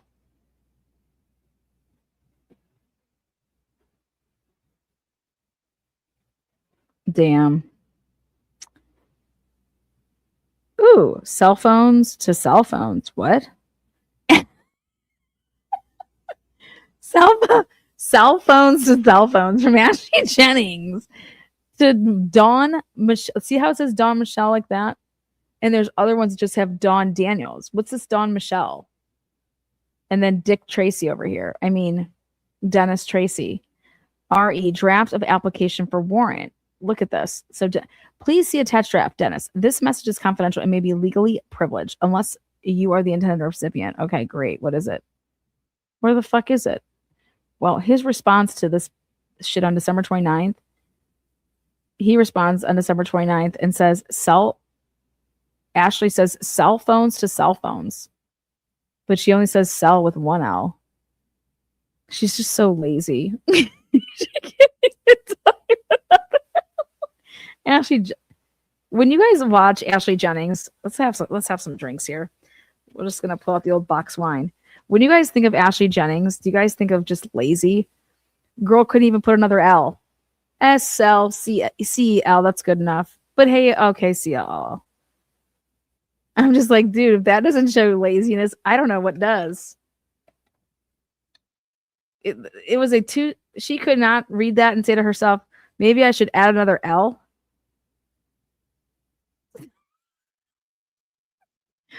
Cell phones and cell phones. What is that even about, Ashley?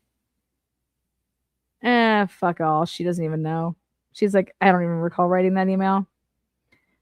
Miss Jennings, we're going to call you actually as a witness, so you're going to need to go get some more prosecutors. All these people are witnesses. Okay, November 17th. This is all more bullshit. They just lie to these parents. If I was these other parents, I mean, you just defrauded us. Okay, well. Gary, good old Gare Bear.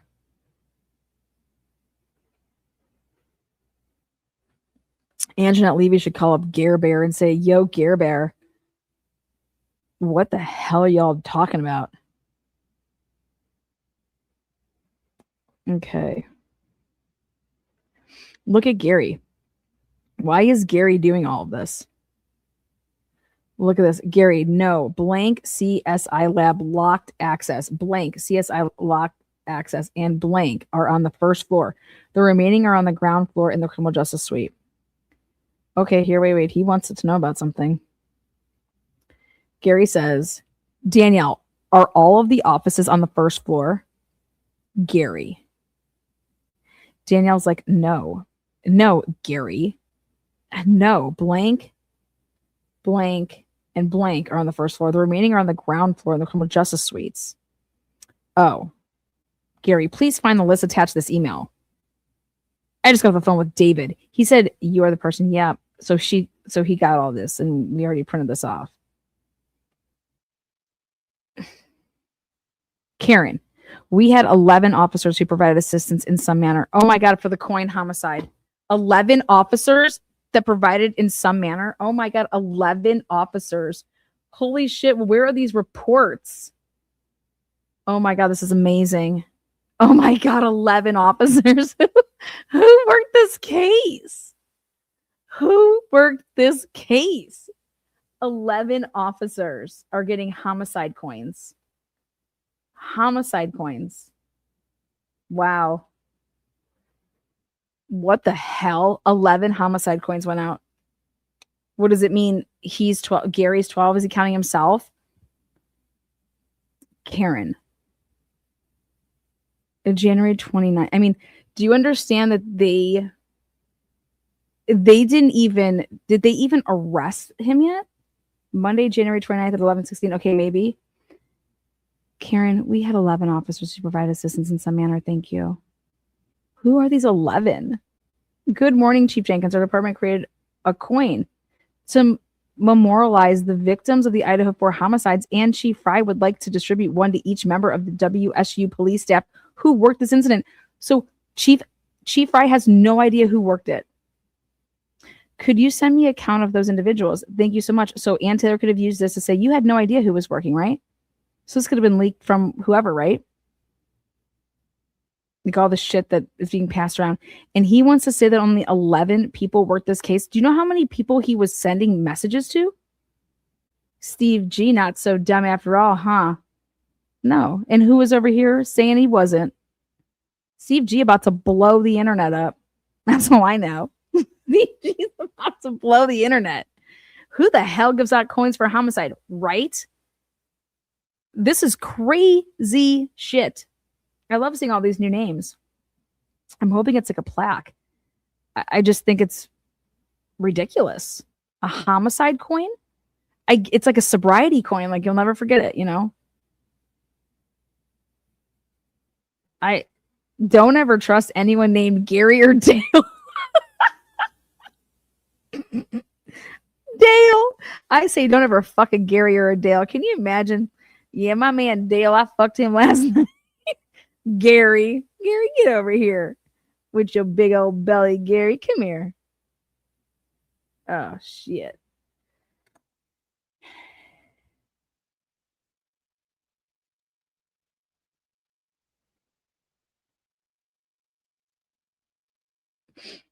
Well, I want to know who are the 11 people that got one? Who are these 11 people? I can't wait. I can't wait to see who worked this case, because shit, there ain't no one report written by a WSU officer except for, nobody. So 11 WSU officers worked this case. No report. No report from anyone. No report from anyone. Nobody should be getting a medal because we don't have any reports from anybody from WSU. Where are these reports? Could you send me a count of those individuals? Thank you so much for your help. Hey, there was 11 there. Okay, well, tell me Karen Potter here asked like everybody else in their departments. Karen, how many homicide coins did you guys buy? I don't know. Just don't even talk about it. It's been a bad day, Lana. Okay, hon. Fucking A. Did Coomer Scott Green get one? I'm sure he did. Okay. Coin, like it's a heads or tails, take a flip. Bullshit. We've already done all this. This is all repeats. How embarrassing. I don't know. Maybe I'm wrong. Maybe it's perfectly fine. Maybe it's like a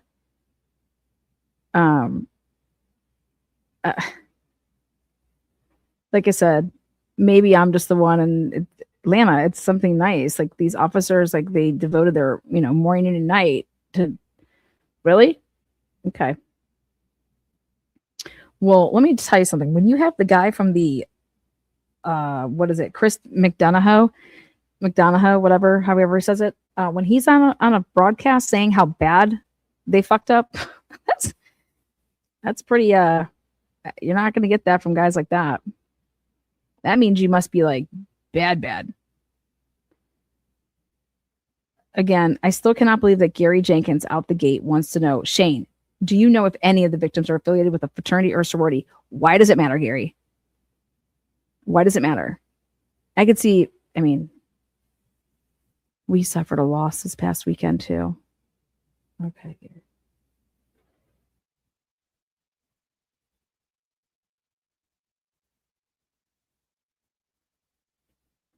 Thank you, Sarah, if you're watching. Just got your email. Shane. Yeah, it's a kooky. Okay, so they were planning on doing. I still think that they did one, but remember, like all the guys got together, like the Sigma Chi house. That's why I still think they did one, and then they did one for like later. But so let's get us out of this because we've already done this. Like I said, the reason there's these duplicates is because. Okay. Assistant Chief Daniels, just a heads up, one of the victims of the Moscow homicides yesterday has a sister here at WSU. The info is below. Deceased Xana at 2:04 a.m. I was told to pass that info along to you. I did not reach out to MPD for any other info about the victims in relations to WSU. I just happened to notice this connection through social media. Who is this? Mackenzie, WSU Police Department police officer? Well, aren't you in the know, hun? She was all up on social media. Mackenzie. I'm going to keep an eye on you, Mackenzie.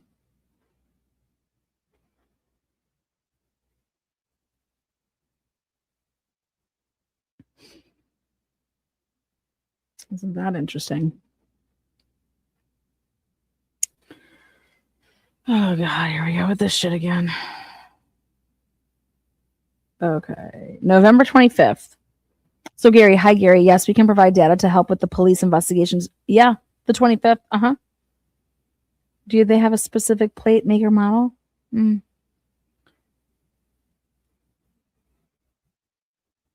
Go public request it.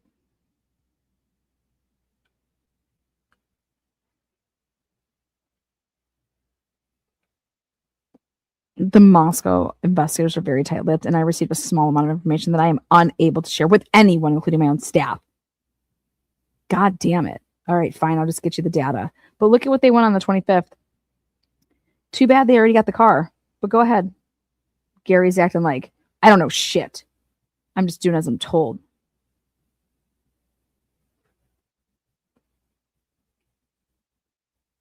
And then this is what was sent.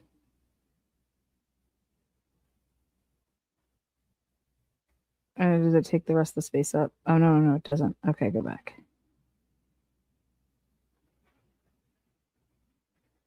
Oh, Rhett Payne. Wait, what? Wait, hold on.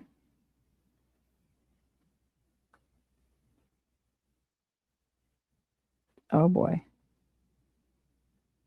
Okay, so here we go. Don Daniels, Cody. Okay. Thank you. If when I get the additional plates, I will send them to you. Thank you for your help. What plates? Hi, Don. I extended the do not ticket warnings.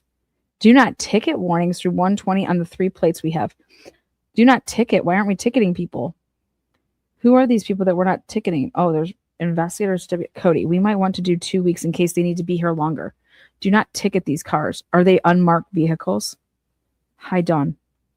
We will add what plates we have to the system because we have to enter an expiration date. Would the end of the week be enough time, or should we do 2 weeks? If they have been on campus for a while, it is likely they have already received a ticket. Oh my God. We will waive the tickets for the plates we have when we are adding the warnings. If it is possible to collect any tickets received, we can ensure they all get waived. Oh my God. You guys understand that they're... Where's any... Cody Wilson. Cody Wilson. Is he related to Doug Wilson? He is the assistant director of Washington State University Transportation Services, and we deal with tickets. You didn't realize, Cody Wilson, that a white Elantra was getting ticketed every fucking day, Cody? Cody Wilson, you're going on my list. Cody Wilson.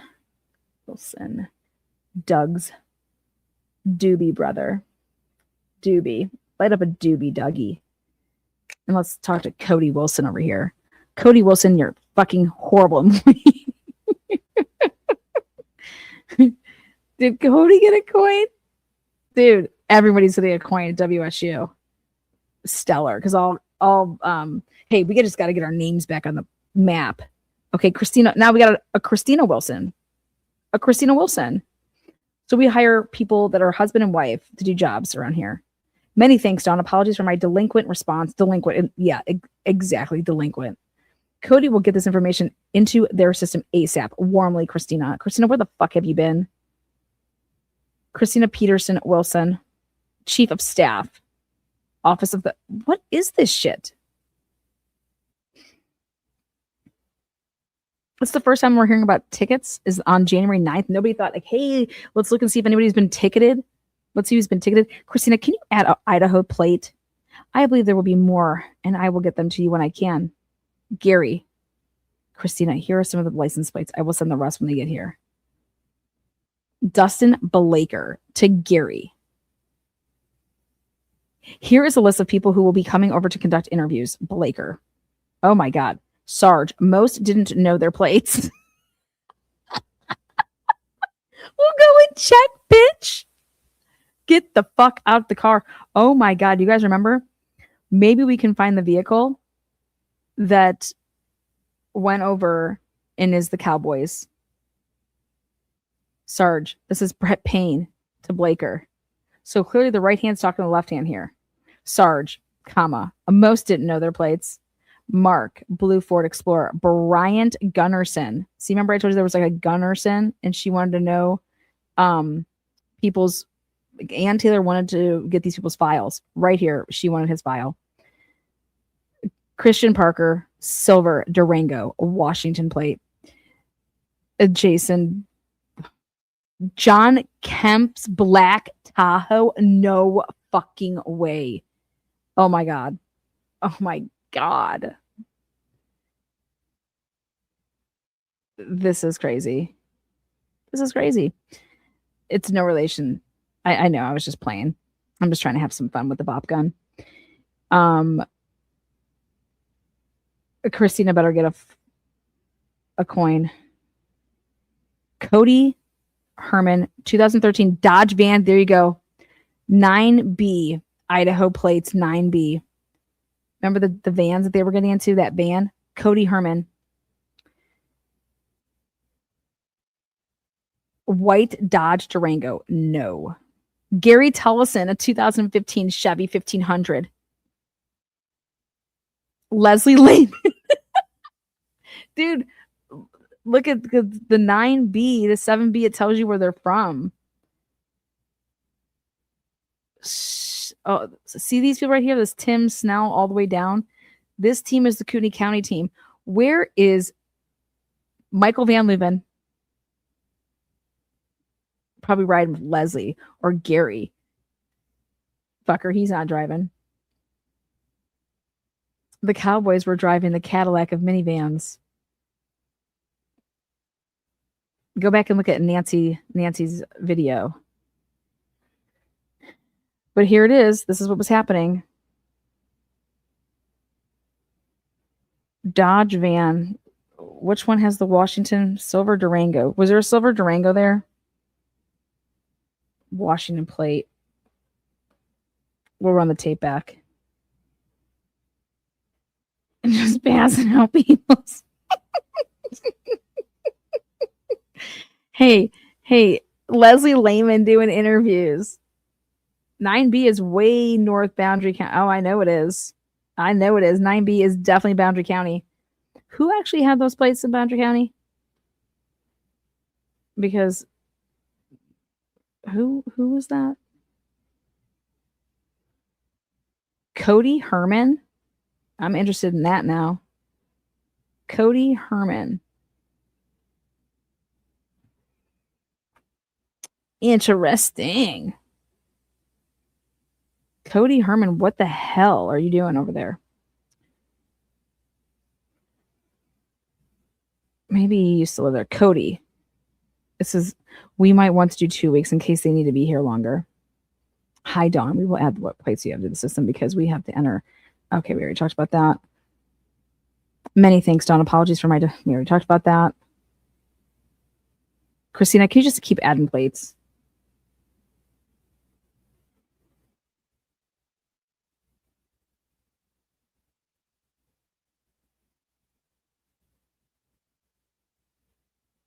Here is a list of people who will be coming over to conduct interviews, says Dustin Blaker.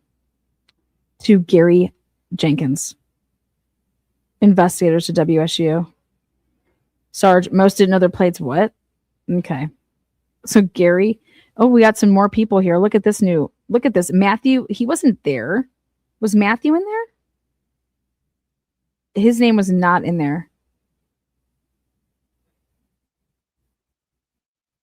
Mark. What a last name is that? Bryant Gunnarsson. All I know is Ann Taylor wanted this man's fucking work, wanted his report or his training records.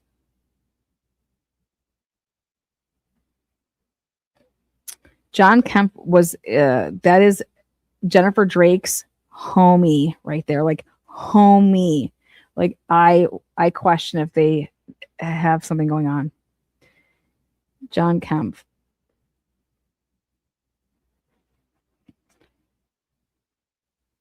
Another one. A gold GMC train. Did you guys see those run around? Keep on writing them down. Hi, Dawn. They are good to go. Cody, thank you. Anybody get a ticket? Oh, yeah, here's another plate. Blue Dodge Ram. Hi, Dawn. I extended the do not ticket warning through 120 on the 3 plates we have. Thank you. They're probably going to be here for a long time, so let's just keep adding weeks.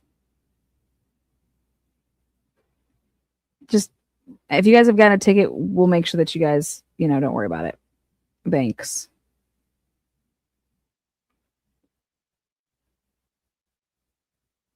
Okay, sweet.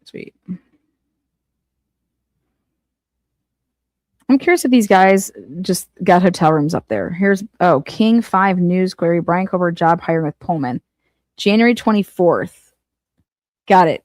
Thanks, Bill. Oh, great. This is because Gary, since WSU PD has been directly involved in this case via the search warrants, I think it would be best that you not respond to this, other than perhaps refer them back to Pullman PD.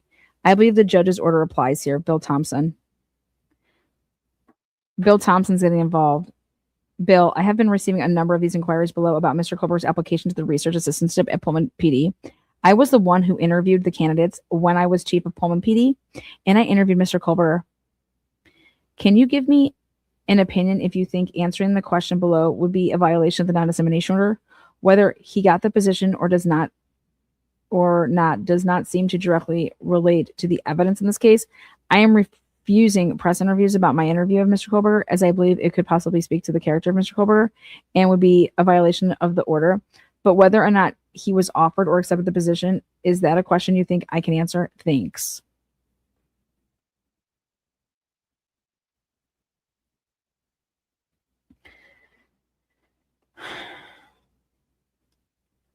I thought y'all talked about this earlier because it's in the probable cause.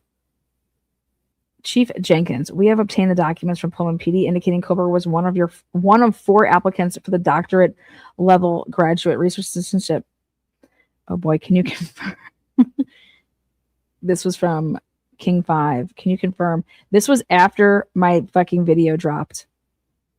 My video dropped January 22nd, and look at January 23rd, King 5, or from out of Seattle. King 5 is like, oh my God, who is this Truth and Transparency? And why does she have all this shit? We don't got dick. Well, then they just went and asked if, hey, I mean, you guys see I just made up that email? I didn't make it up. And there it goes. And he doesn't answer it. He says, I think you should refer them to Pullman because you worked on this case. Oh, here's more. Krem interview inquiry.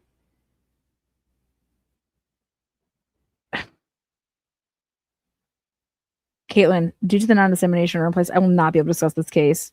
I am copying Phil, VP of Communications, can answer the questions, blah, blah, blah. Hi, Gary. Hi, Gary. Have a good day. Gary, go on vacation. Thanks for that. Oh, go ahead and confirm us for Thursday. If it's not La Casa, we'll find a suitable replacement. What? Noon? We're going to lunch? Wait a second. Monday, December 12th. I told you guys.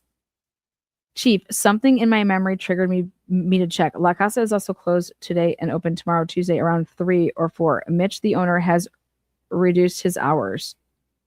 Karen. What?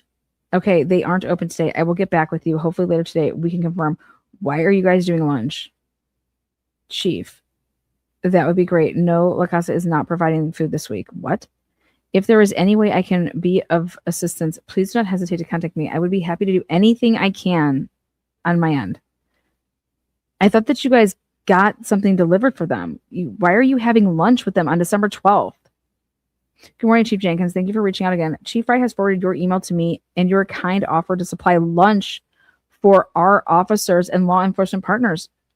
Our staff has been working long hours and mostly grabbing meals on the run to keep working.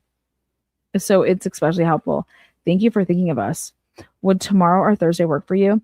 We have about 50 here, and I'd be happy to be the contact and answer any questions. Oh my God. Gary's like, let's buy everybody lunch so I can go down there and so I can talk to them.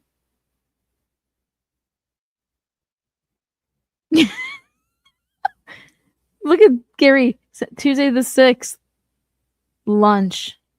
James. If we were to send lunch over for your staff and others supporting your investigation, how many people would be working in your building on a weekday? You're probably receiving this type of support already, and we don't want to double up on a particular day. Is there a particular day that would be best to send lunch? You got to be fucking kidding me. This is why, this was his reason for going over there. This is a tactic. Look at this, December 6th. And then when does this get replied to? FY lunch. Well, where is it?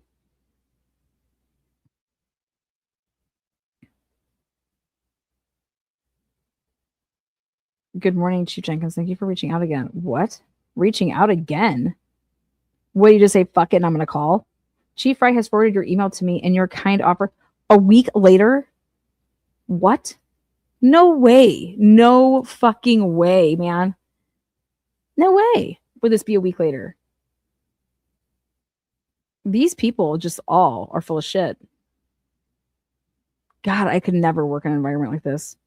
I would get fired. I would call all of these people fucking what they were, liars. Unbelievable.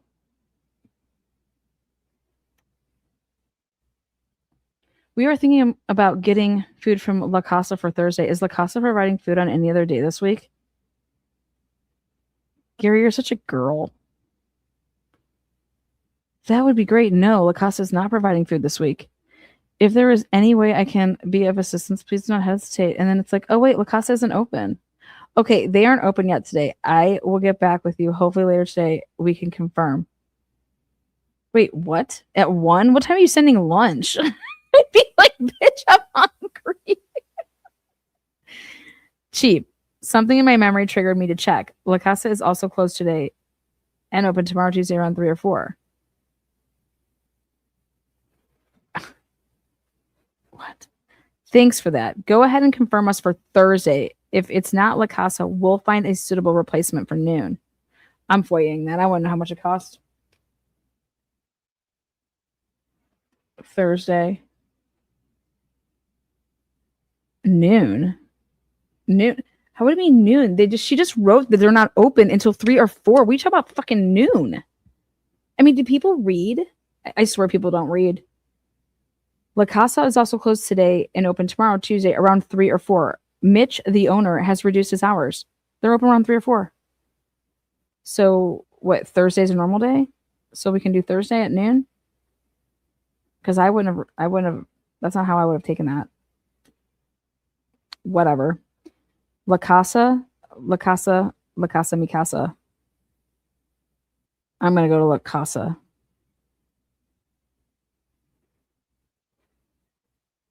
Oh, for fuck's sake.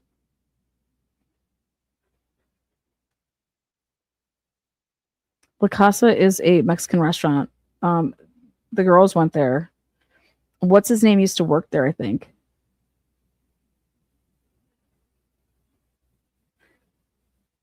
Gare, where's your shitty ass schedule that I just printed off? I've got time for this shit, Gare.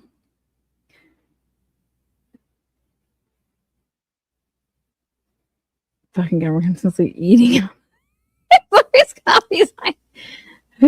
Who's what's his name? Whose name? Karen, last minute Care Bear, over explaining, which is odd. I know, right? It's a very, dude, there is no way that email was forwarded 6 days later. Like 6 days later, they've been like all emailing back and forth within like 20 minutes.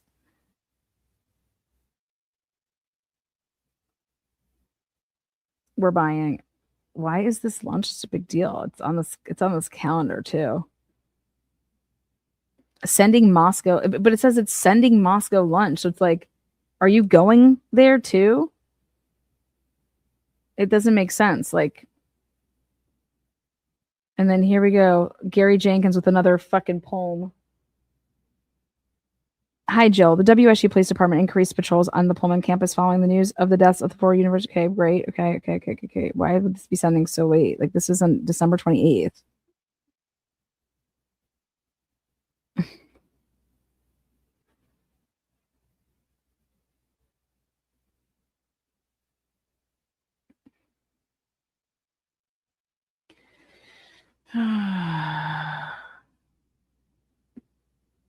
Oh, hi, Gary. Below are the questions Nicole will ask today. Thanks.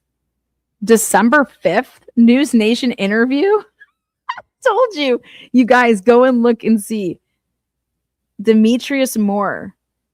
Hi, Gary. Below are the questions Nicole will ask today. Thanks and see you then. Number 1.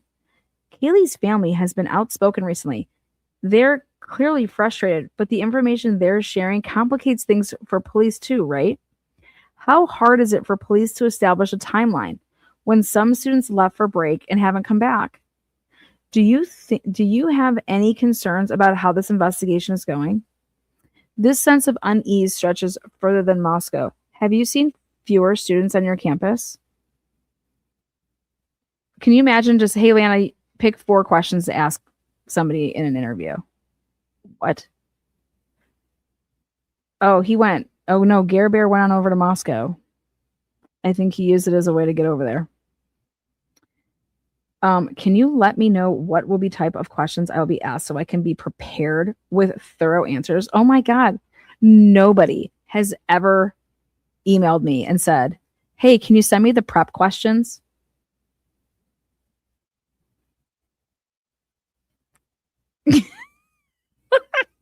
Gary, I fucking wing it, you know? Come on out here. We're going to crack open some beer and we're going to talk about this. Like, let's just be honest, Gary. Your fucking department was a shit show when this happened, right? Okay.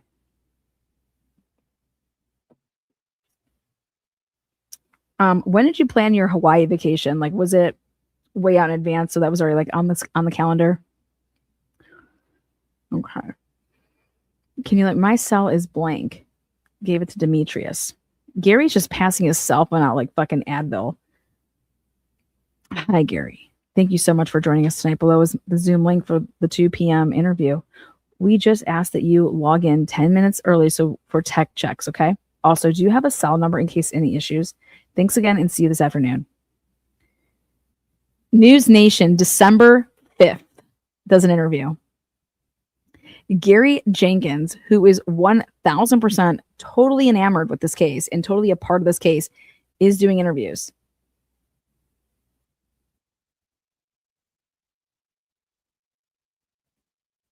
Gary, let's talk about it. I want to talk about it. Let's hit the Zoom link. Maybe they have the broadcast available in the Zoom. News Nation does not discriminate. Can be a part of the team. Okay. Do you have a signed copy? Are the signed copies of the declaration to seal? Dawn. Here you go. Thanks, Dawn. Seal it up, girl. Oh. What's this from? Bryant Jennifer Jenkins. I've returned search. So, okay.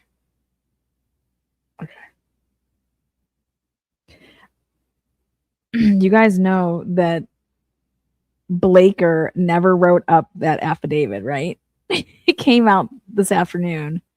That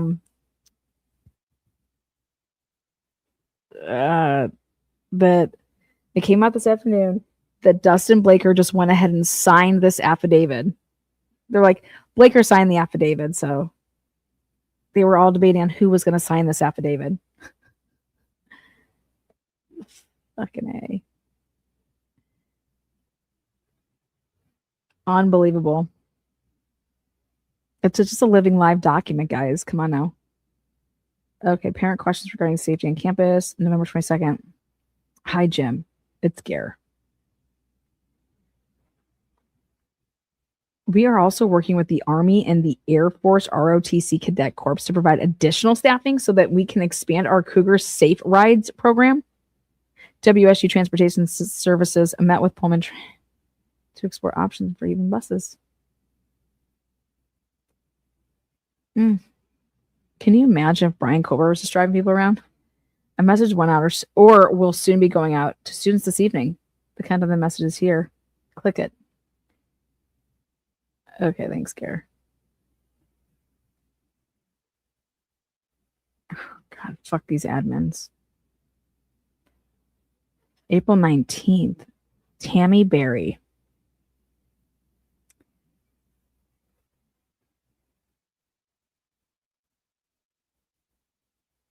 They're calling him BK. For those of us involved in broader aspects of the university, it would likely be important to consider for the impact of grad students living in the graduate housing in which BK lived as well. Wait, what? Wait, oh my God, they're calling him BK. Melanie, thank you for getting in touch with us. I knew that things would become very busy again in June, as I anticipate the press will come back in droves. I am sad to hear that the increase is already ramping up. Yes, please consider the graduate student or the graduate school on board for any support that we can give the program and the graduate students. I'll be happy to attend meetings at the end of the academic year as well as during the summer to provide another layer of support at those. The graduate school can also take lead on any needed support for which you think it would be good for us to do. Just ask for anything that you need. Okay, BK. Count us in as well to connect and support in any way. Jenna cannot miss an opportunity. Jenna, how do you feel about that big old lawsuit you guys are facing? Hello, Melanie. I agree with Gary. Happy to meet and to provide any additional support. Melanie, we would be glad to meet with the discuss their safety in summer and provide what's going on in the summer. What do you guys think that these that all these people were going to come to town, the media, in just what? Dear all, I wanted to loop you all back in as the semester comes to a close and June 26th approaches. Like, oh my God, like that's like the preliminary here. Were these people testifying? First of all, it seems like there is a significant increase in press contacts again. Things are picking back up, and I know some of you are already aware. God, it seems like they had so much, these group meetings or people talking about their testimonies,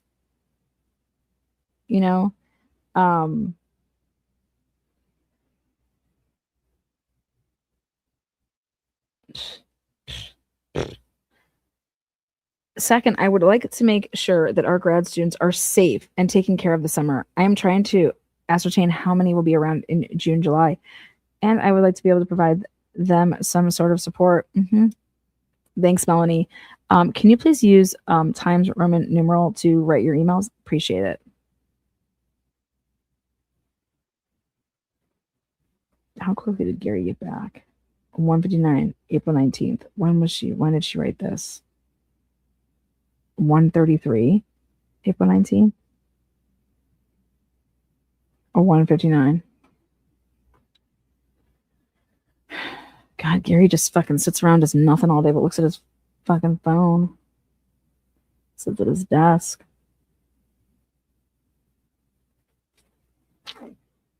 Seeing how he can just weasel his way into something.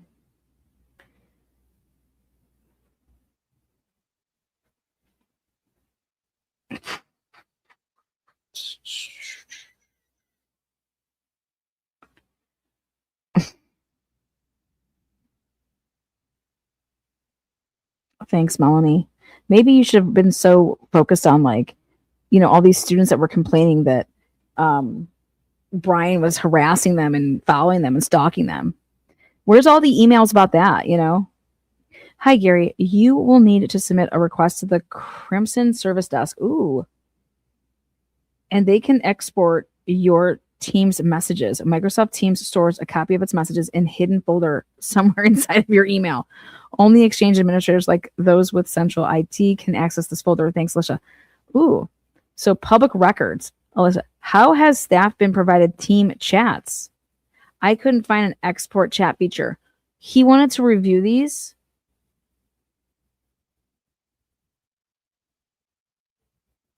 Gary.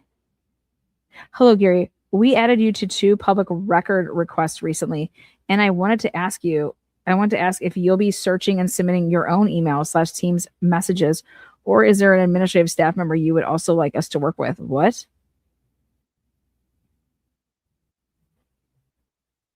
Oh my God, did somebody request this?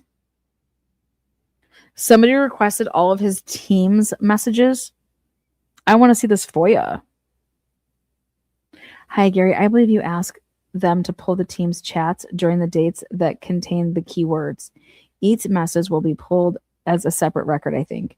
Please don't hesitate to let me know if you have added additional questions. Alicia, do I ask them for all my team chats during the date parameters of the request, and then I search them, the relevant chats? No, Gary, you do not do anything like that because we can't trust you. Hi, Gary. You will need to submit a request to the Crimson Service Desk, and they can export your Teams messages. Microsoft Teams stores a copy of its messages in a hidden folder somewhere inside of your email. It's just up there somewhere. Only Exchange administrators, like those with central IT, can access this folder.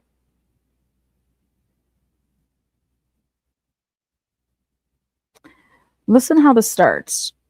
How has staff been provided team chats? I couldn't find an export chat feature. He wanted to review his shit. I think somebody told him that there was a request. Here it is. Public request. This is the first one. Hello, Gary. We added you to 2 public records requests recently. And I wanted to ask if you'll be searching and submitting your own emails / Teams messages, or is there an administrative staff member you would also like us to work with? Excuse me? This doesn't make any sense. Basically, she's saying, listen, I just informed you that we got these requests, FOIA requests. You have to give us the material, but you have to go and reach out, and then once they download them, then you just give them to us. Gary is freaking out. That voice. Hi, Gary. This is Alicia, and I'm just wondering. I don't think she sews the... I gotta look at my shit.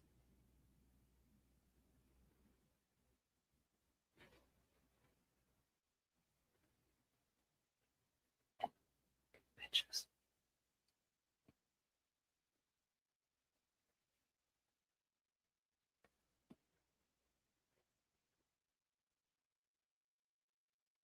Echo Haley's appreciation. I've reviewed, have no questions at this time. Thank you, Jenna. That must have been Ann Taylor asking for the teams. Oh my God, wait, what is this? December 30th, personal and confidential. Recommendations for review. Sent those from mobile. Please excuse any typos.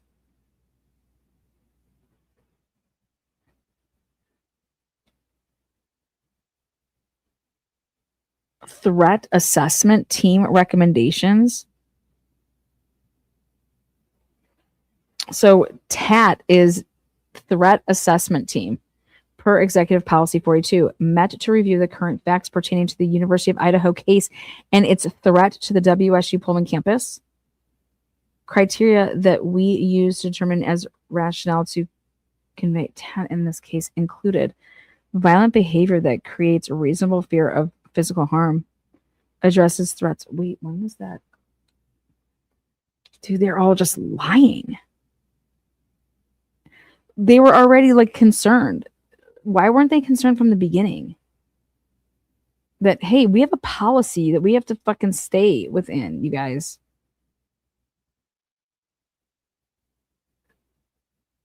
Result of the assessment is used to help determine recommendations for decision makers in each case.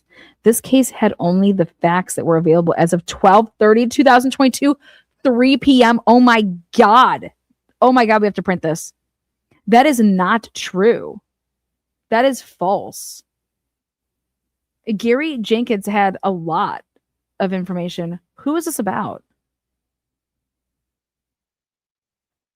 Gary Jenkins from co-chair threat assessment team. Oh my God, he is so fucked.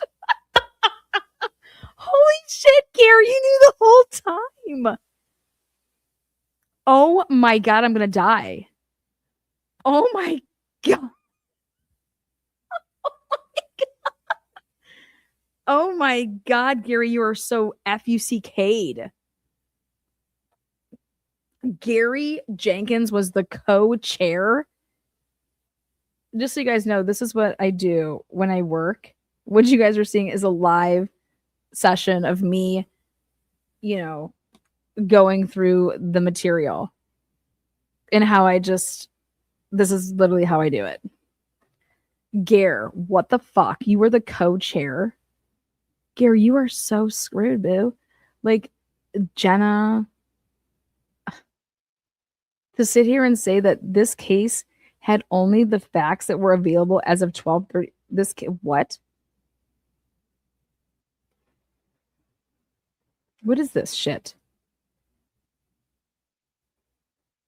Based on the protocol of the policy of threat assessment 42, the university's threat assessment team identifies, assesses, and addresses threats to Washington State University, community, and property.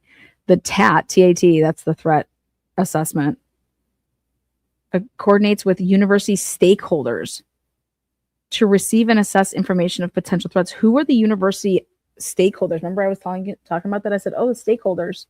Where's a stakeholder meeting?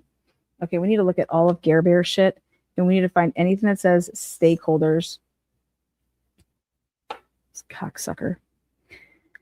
Further, the TAT recommends university action regarding safety and security matters to the appropriate university decision makers, consistent with carrying out the university's mission and goals. The purpose of TAT is to serve as a multidisciplinary team that is tasked with promoting a safe and secure environment for the faculty, staff, students, and visitors to the university's campuses. Oh my God, Gary, you are so screwed. I had no idea, none, that Gary, that good old Gare Bear. Well, maybe I did, but.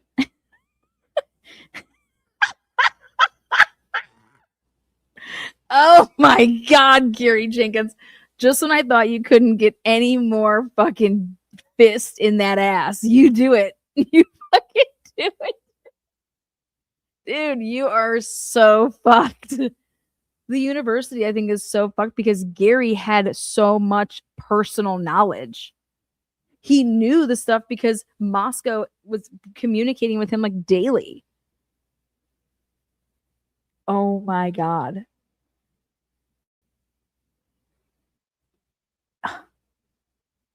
Oh my God.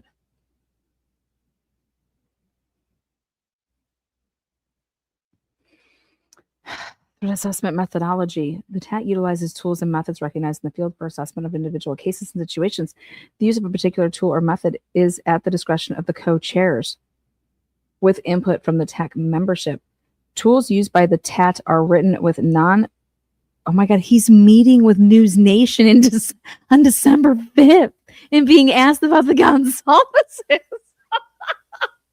Hey, so the Gonzaleses are pretty vocal here. Oh my God. Dude. Gary Jenkins, chair of CIMT. Oh my God, Janet Hyatt and Gary Jenkins, Dean of Student and Police. Oh my God. So the recommendation, university the critical incident management team, CIMT. Oh my God, that's what all these meetings were. I was like, what is the CIMT? It's the critical incident management team to review, monitor, and prepare for the contingencies to the WSU Pullman campus community.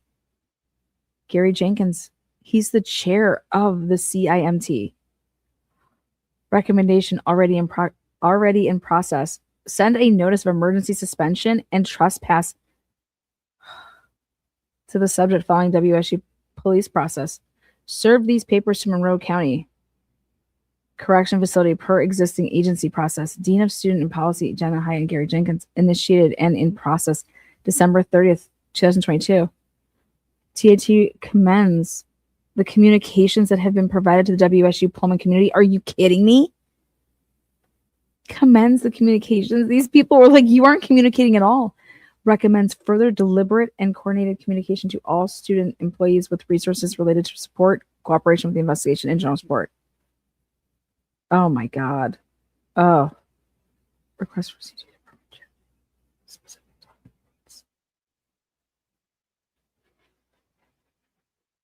Fabulous job. Give them all coins.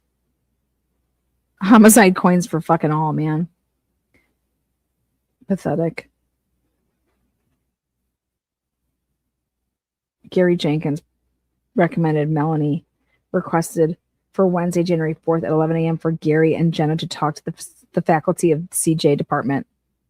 Suggested inclusion of CAPS, human resources, CCM, police. We need everybody. Recommendation completed guidance and oh boy, done 4:30 p.m. Oh my God, I think that we found a huge lie. Wait. Yeah. This is a lie. This case had only the facts that were available as of 12/30/2022. What are the facts? What are the facts pertaining to Brian Kober and all of the shit that he... Look at this.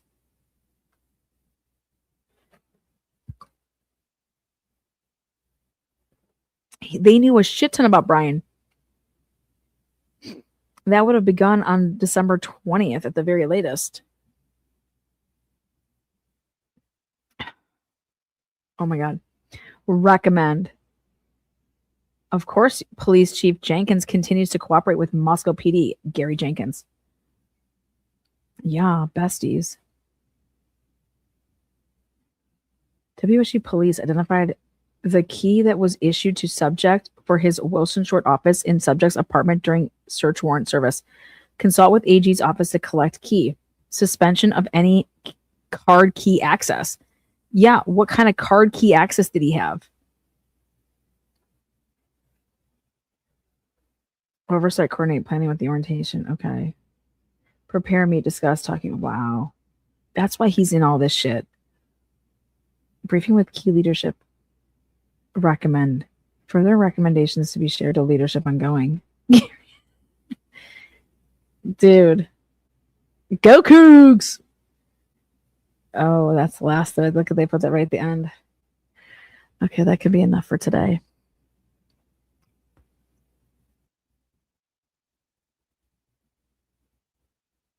Gary is so fucking screwed.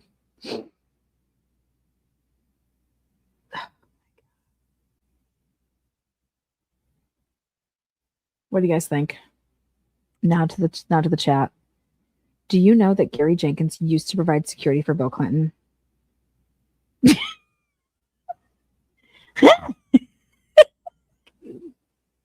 If he's in the Epstein files, I'll die. Dude, let's go ham with the Epstein files. I'm gonna FOIA Gary Jenkins in the Epstein files. Oh, I'll die. Oh my God. Oh my God. In Washington, the faculty has 15 days to resolve disputes and formal complaints. Yeah, and then they have to actually, then you have a chance to appeal it, just like anything else. Gary, words are violence. That's a fact. Gary, tat. Yikes, WSU might settle out of court with Steve. I don't think Steve wants to settle.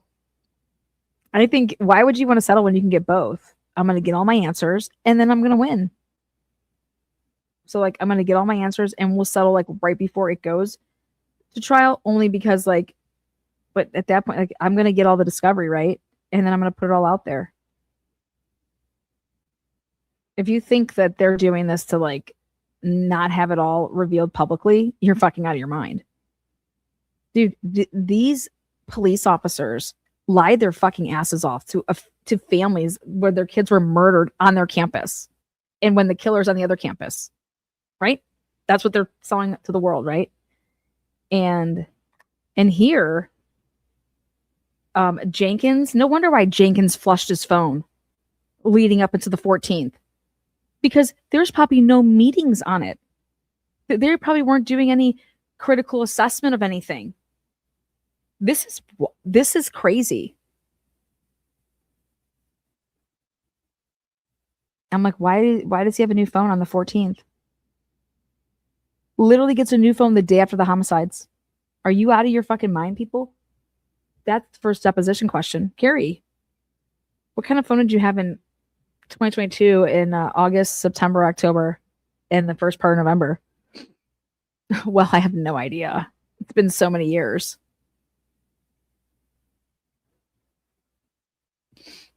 These people are sick. These people are sick. Did Gary falsify complaints against BK at WSU because he wanted to be the one who cracked this case? No, I don't think so at all. I don't think Gary was paying any attention to anything. TAT is truth and transparency, right? Yeah. I think Gary had a big fentanyl issue on his hands, as he likes to say in one of those emails. And he was going to Spokane. And I would love to know what Gary's obsession is with the sorority and fraternity life and fentanyl. And they have fentanyl deaths. And he admits that there is a fentanyl problem on the campus in October in an email that we just reviewed earlier this afternoon.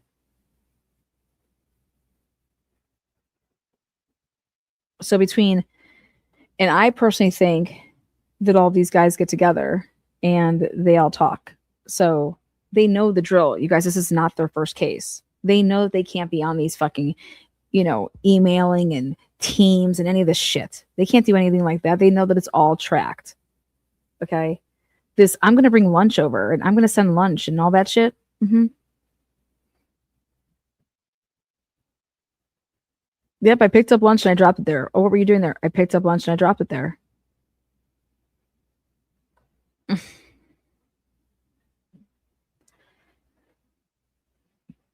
This is like the good old boys. The good old boys. Then they just knew that they had a huge problem on their hands. They knew that, you guys, we're looking at, not only do we have to find a killer, right? But this could potentially be liabilities for all of us. Idaho, WSU.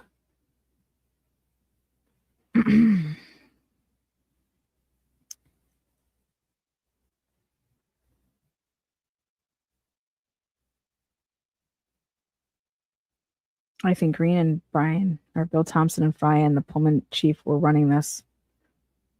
Well, and you got to throw in Gary. Bill Thompson, Fry. Just all these, look at that. I mean, it's beyond obvious. We're meeting up for lunch, y'all. Come get some.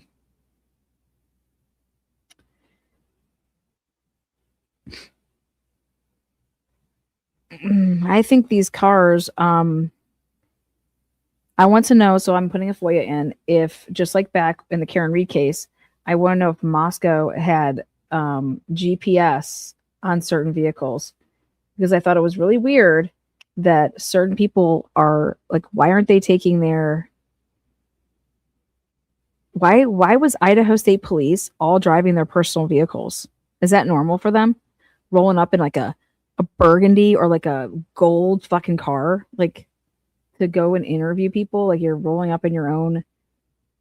I mean, I could see unmarked cars that you get from why are these Idaho State police officers, detectives, rolling up in fucking vans that are in 2013 with like Vin Diesel, like with pacifier just blowing around? I don't know.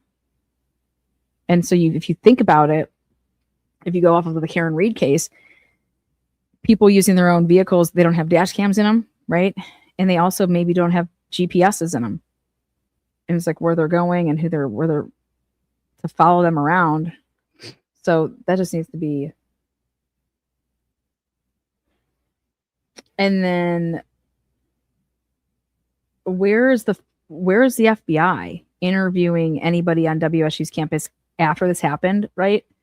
They have his name. Like, where are the Fed like when they're supposed to be giving here, we're giving all these parking passes out. You're telling me that nobody from the FBI went over to WSU?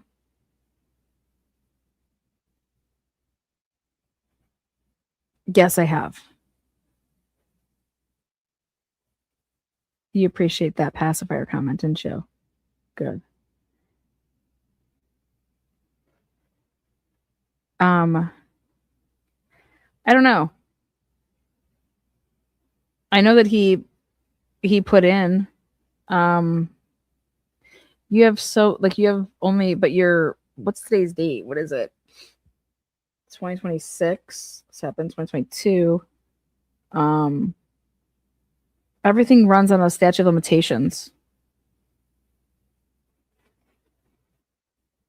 So I personally think that if they can't get their hands on stuff, I would think that, I mean, I don't know. I'll look into the statute of limitations on certain things, but I think maybe you can, if you go through WSU, maybe you're taking up Idaho as well.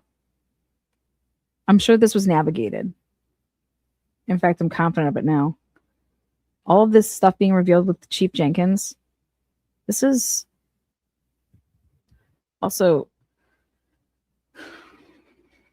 that's where Brian went to school.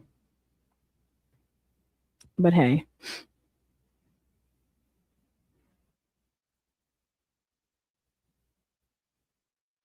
So we'll take a look.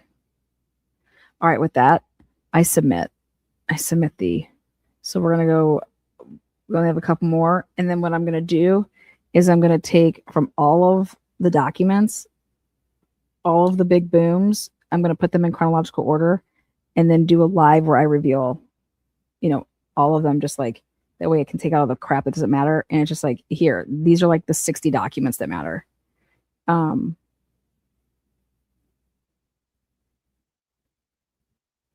I just think it's crazy that you could lie to these families.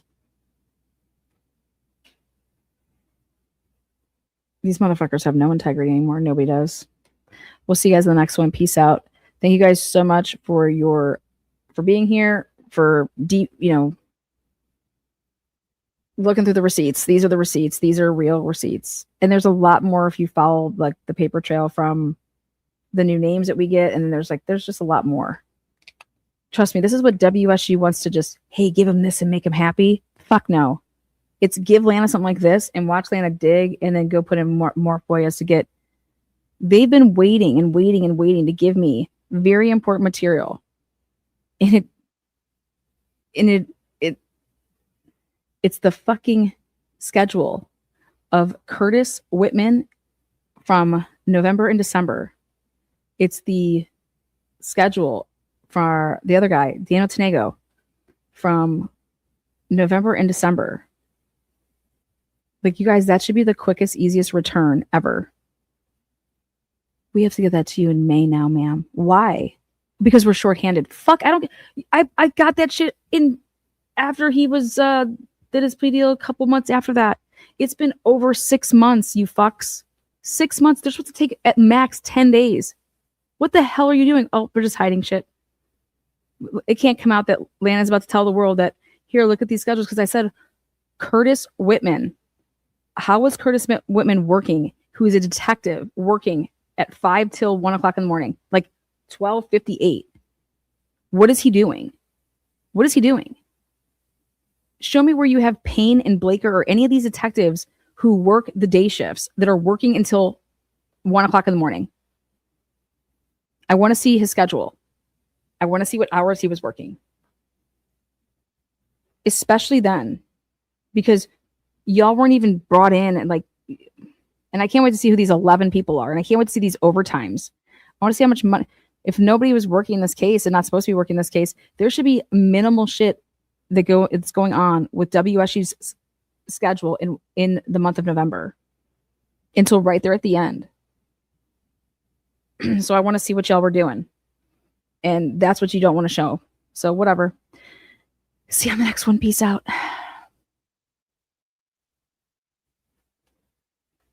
Hit the thumbs up or the thumbs down on your way out.